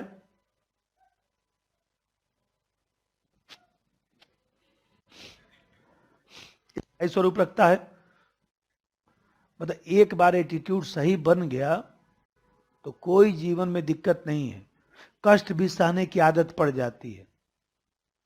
एटीट्यूड सही रहता है, देखिए थोड़ा बहुत कष्ट भी आता है तो कोई बात नहीं है, तो सुख दुख का देखिए वो व्यक्ति घबराता नहीं है कि एटीट्यूड उसका सही है जीवन के प्रति। जीवन में हमेशा सुखी थोड़े ना आता है, कभी कभी दुख भी भगवान देता है, दुख को भी सुख के रूप में लेता है, कोई बात नहीं। 2 दिन हॉस्पिटल में आराम ही करूंगा इस बार, उसको भी देखिए आराम के रूप में ले रहा है। कितने लोग देखिए जानते हैं हॉस्पिटल जा रहा हूं तो क्या हुआ, हॉस्पिटल जा रहे हैं तो वो पहले का हॉस्पिटल आजकल थोड़े ना है, वो तो 5 स्टार होटल की तरह है, जाके अपना लेटिए मजे से सोइए, 2 दिन बंद करिए फोन। तो हमें कहते हैं मान लीजिए, अरे तो पहले नौकरी मिल जाएगा तो सब एशिया कोलंबिया से लगाए सब हॉस्पिटल जो है वो देखा जाए तो ISPCS के जो है पैनल में आता है। दूसरा बात समझिए, मत में, जैसे मत में मैं बताया कि मत जो है वो संकीर्ण है ना, स्थायित्व तो इसमें कम होगा ना, क्योंकि बताइए मत सामान्यतः विश्वास के आधार पर है, नहीं लोग कहते हैं हमारा मानना है, मानिए, हाँ उसमें केवल संज्ञानात्मक पक्ष है ना, विश्वास है ना केवल। तो आप कहते हैं कि हम आपकी बात क्यों माने, कुछ तर्क दीजिए, कुछ व्यवहार दिखाइए, तब तो होगा। बस हम कहेंगे कि नहीं मानिए आप, अरे भाई हम क्यों माने, तो इसका मतलब कि ये मत वाला जो है बहुत कमजोर होता है। लिख दीजिए, यह संकीर्ण अवधारणा है,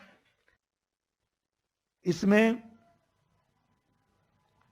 केवल सी पाया जाता है, कोई बात नहीं, इसमें केवल विश्वास का तत्व पाया जाता है, वही संज्ञा, केवल विश्वास का तत्व पाया जाता है। स्थायित्व कमजोर होता है, स्थायित्व कमजोर होता है,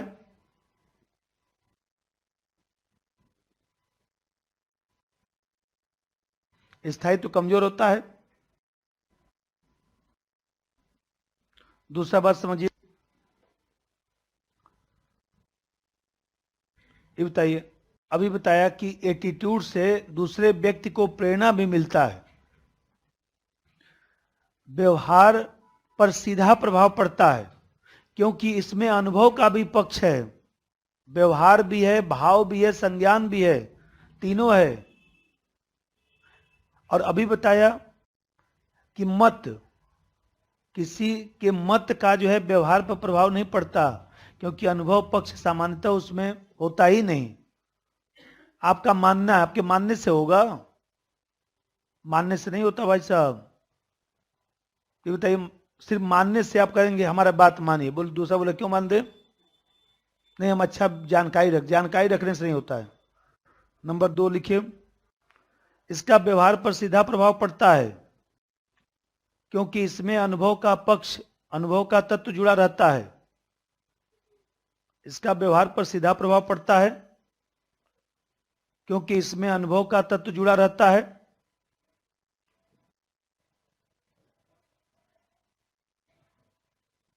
उधर लिखिए,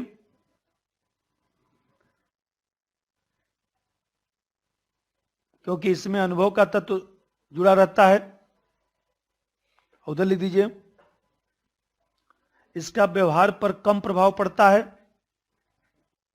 इसका व्यवहार पर कम प्रभाव पड़ता है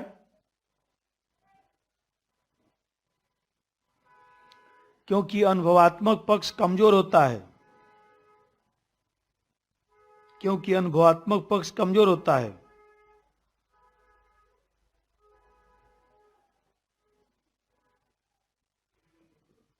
अनुभवात्मक पक्ष कमजोर होता है।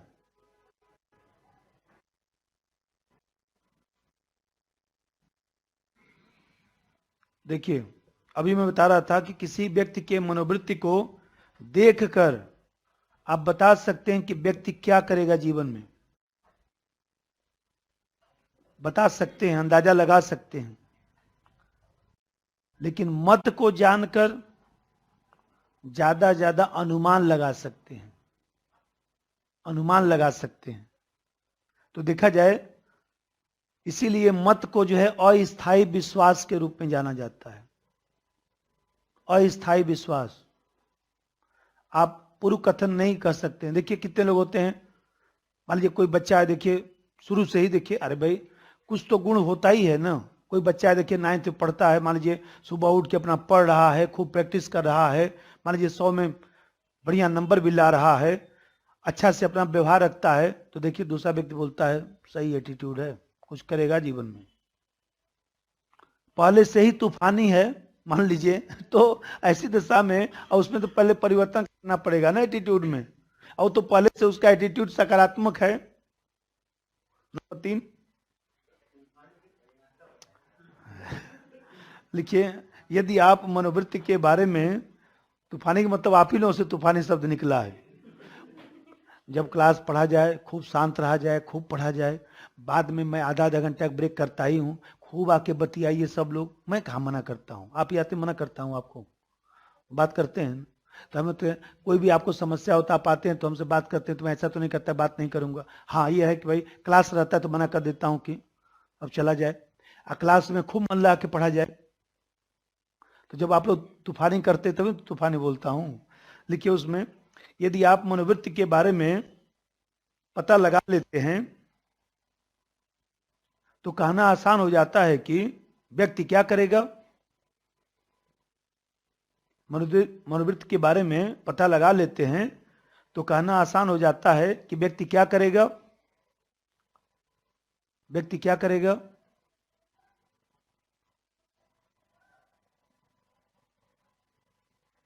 इसे क्या समझिए,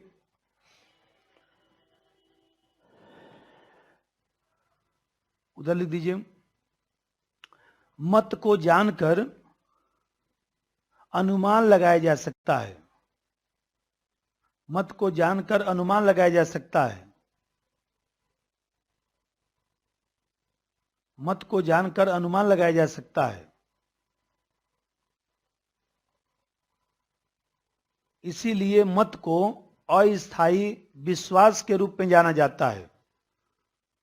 मत को अस्थायी विश्वास के रूप में जाना जाता है।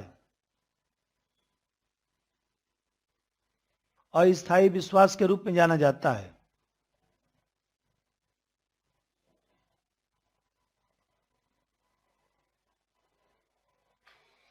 इसी प्रकार से,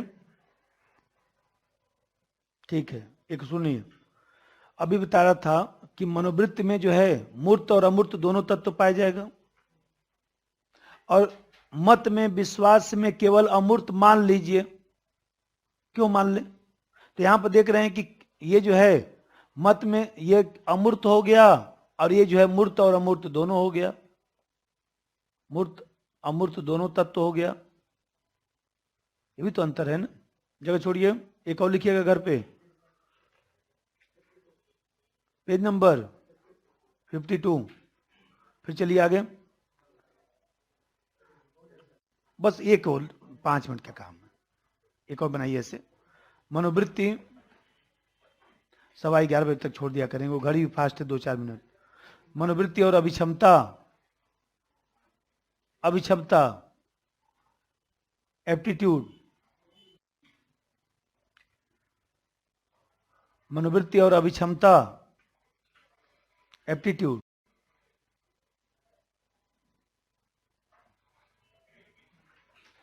ऐसे आता है, 4-5 अंतर होता है, बस लिख दिया जाए। है चाहे मत है, पूरा सिलेबस पढ़िए।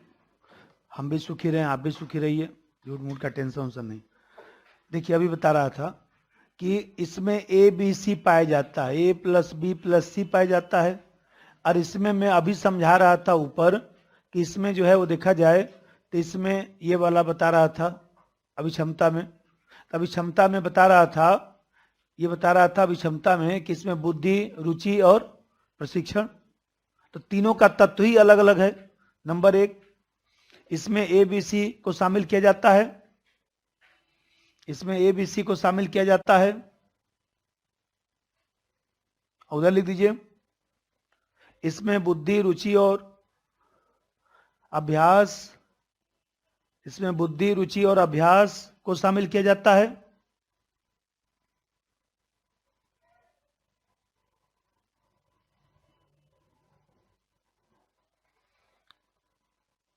तीसरा बात समझिए, दूसरा बात समझिए।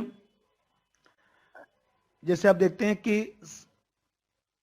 एटीट्यूड जो है समाज में रहकर हम लोग अर्जित कर सकते हैं, अच्छा भाव बना सकते हैं। भाई नकारात्मक भाव देखे, कहा जाता है कि नकारात्मक भाव मत रखिए। कुछ लोग देखिए हमेशा नकारात्मक बोलते हैं, कुछ भी उनसे कहेंगे, जानते हैं भाई साहब ऐसा किया जाए कि इस बार आईएएस का मेंस सुन देते हैं। अरे नहीं, अभी तो 2-3 बार पीटी फेल होंगे आप, है? तो मान लीजिए हमें कहते हैं पहले ही नकारात्मक शब्द बोलना शुरू कर दी, तो हमें कहते हैं वो अपने जीवन में नकारात्मक रखे, आपको भी नकारात्मक बना देंगे। किसी सीनियर से आप मिले, सर हम नए नए आए हैं, सोच रहे कि एक साल पढ़कर अगली बार काम खत्म कर दें। ऐसे नहीं होता है बेटा, जो तुम समझ रहे हो। 12 साल से टहल रहा हूं, दुकान वाले तक जान गए। तो ये बताइए आप नकारात्मक भाव जो है क्यों रखते हैं? वो बेचारा उत्साहित है, उसको बोले कि हाँ हो सकता है, लगो 1 साल मन लगाकर। तो यहां पर देखते हैं कि समाज में रह के अर्जित किया जा सकता है। नंबर 2, समाज में रहकर अर्जित किया जा सकता है, समाज में रहकर अर्जित किया जा सकता है क्योंकि व्यवहारिक पहलुओं पर आधारित है। समाज में रहकर अर्जित किया जा सकता है, एक्वायर्ड, अर्जित किया जा सकता है, समाज में रह के अर्जित किया जा सकता है क्योंकि व्यवहारिक पहलुओं पर आधारित है। उधर लिख दीजिए, जन्मजात और अर्जित दोनों प्रवृत्ति रखता है, जन्मजात और अर्जित दोनों प्रवृत्ति रखता है।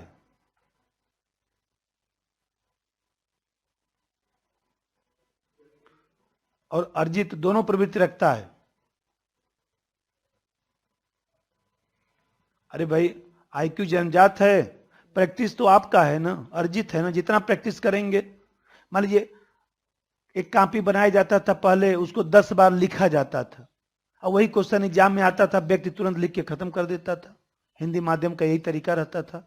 इलाहाबाद में सब लोग इतना कॉपी किलो का लाते थे, लिखते थे, एक एक प्रश्न को 5-5 बार लिख रहे हैं कि जो है रामानुज का सप्तानुपत्ति का सिद्धांत 5 बार, मैंने भी 5 बार लिखा था उसको। एग्जाम में आया सप्तानुपत्ति का सिद्धांत एकदम याद है तुरंत, उसको 20 मिनट में लिख के खत्म, 7 पेज। तो मान लीजिए अब जब 7 बार उसको 5 बार लिख चुका हूं तो कैसे भूल जाएगा? उदाहरण सहित एकदम चल रहा है, सब श्लोक से लगाए, जितना भी सब याद हो करके ठीक कर दिया गया।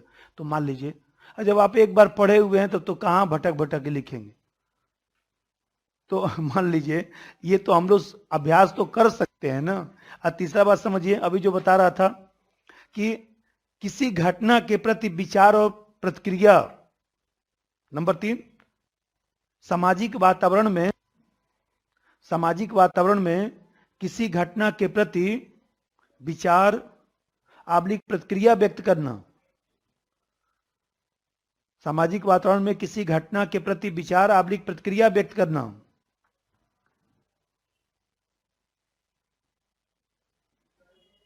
विचार आबलिक प्रतिक्रिया व्यक्त करना। और उधर लिख दीजिए, ऐसी मनोभावना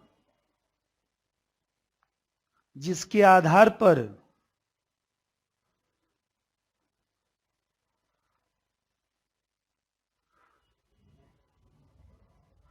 आधार पर भविष्य की क्रियाओं की जांच की जा सकती है। भविष्य की क्रियाओं की जांच की जा सकती है।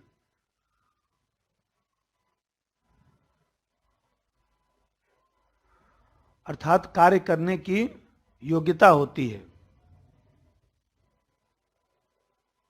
कार्य करने की योग्यता होती है।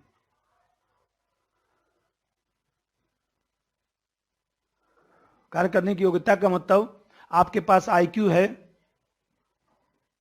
आप जो है वो देखा जाए तो मान लीजिए रुचि रखते हैं, खूब अभ्यास करते हैं, तो कार्य करने की योग्यता क्षमता है ना। एक पॉइंट और लिख दीजिए, समाज में होने वाली वर्तमान घटनाओं से संबंधित है।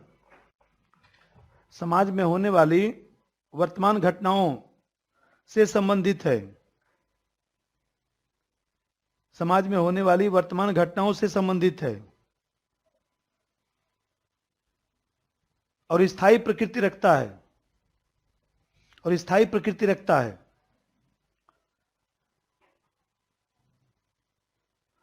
उधर लिख दीजिए, वर्तमान और भविष्य दोनों से संबंधित है। वर्तमान और भविष्य दोनों से संबंधित है। वर्तमान और भविष्य दोनों से संबंधित है।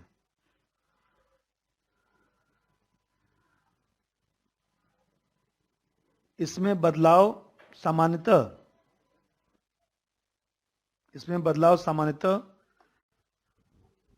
हो सकता है। इसमें बदलाव सामान्यतः हो सकता है। अरे कोई प्रश्न जटिल है, हम लोग पढ़ते थे बीए में, चाहे मान लीजिए एमए में, जटिल है 5 बार लिख देते थे, खत्म हो गया, रट उठ के खत्म, आएगा लिखा जाएगा, यही तो होता था। अब वो सब मनोवृत्ति देखिए कमजोर पड़ गया उम्र की वजह से। तब कमजोर पड़ गया तो लेकिन वो ऐसा मनोवृत्ति हो जाए कि एक प्रश्न को 10 बार लिख के एग्जाम में जाऊंगा, क्या दिक्कत आ गया। तभी तो बोलता हूं कि पीटी कुछ नहीं, प्रैक्टिस कर डालिए, पीटी कुछ नहीं रुकना है। सबका 1-1 हजार क्वेश्चन इकट्ठा करिए, सिलेबस पढ़िए, काम खत्म।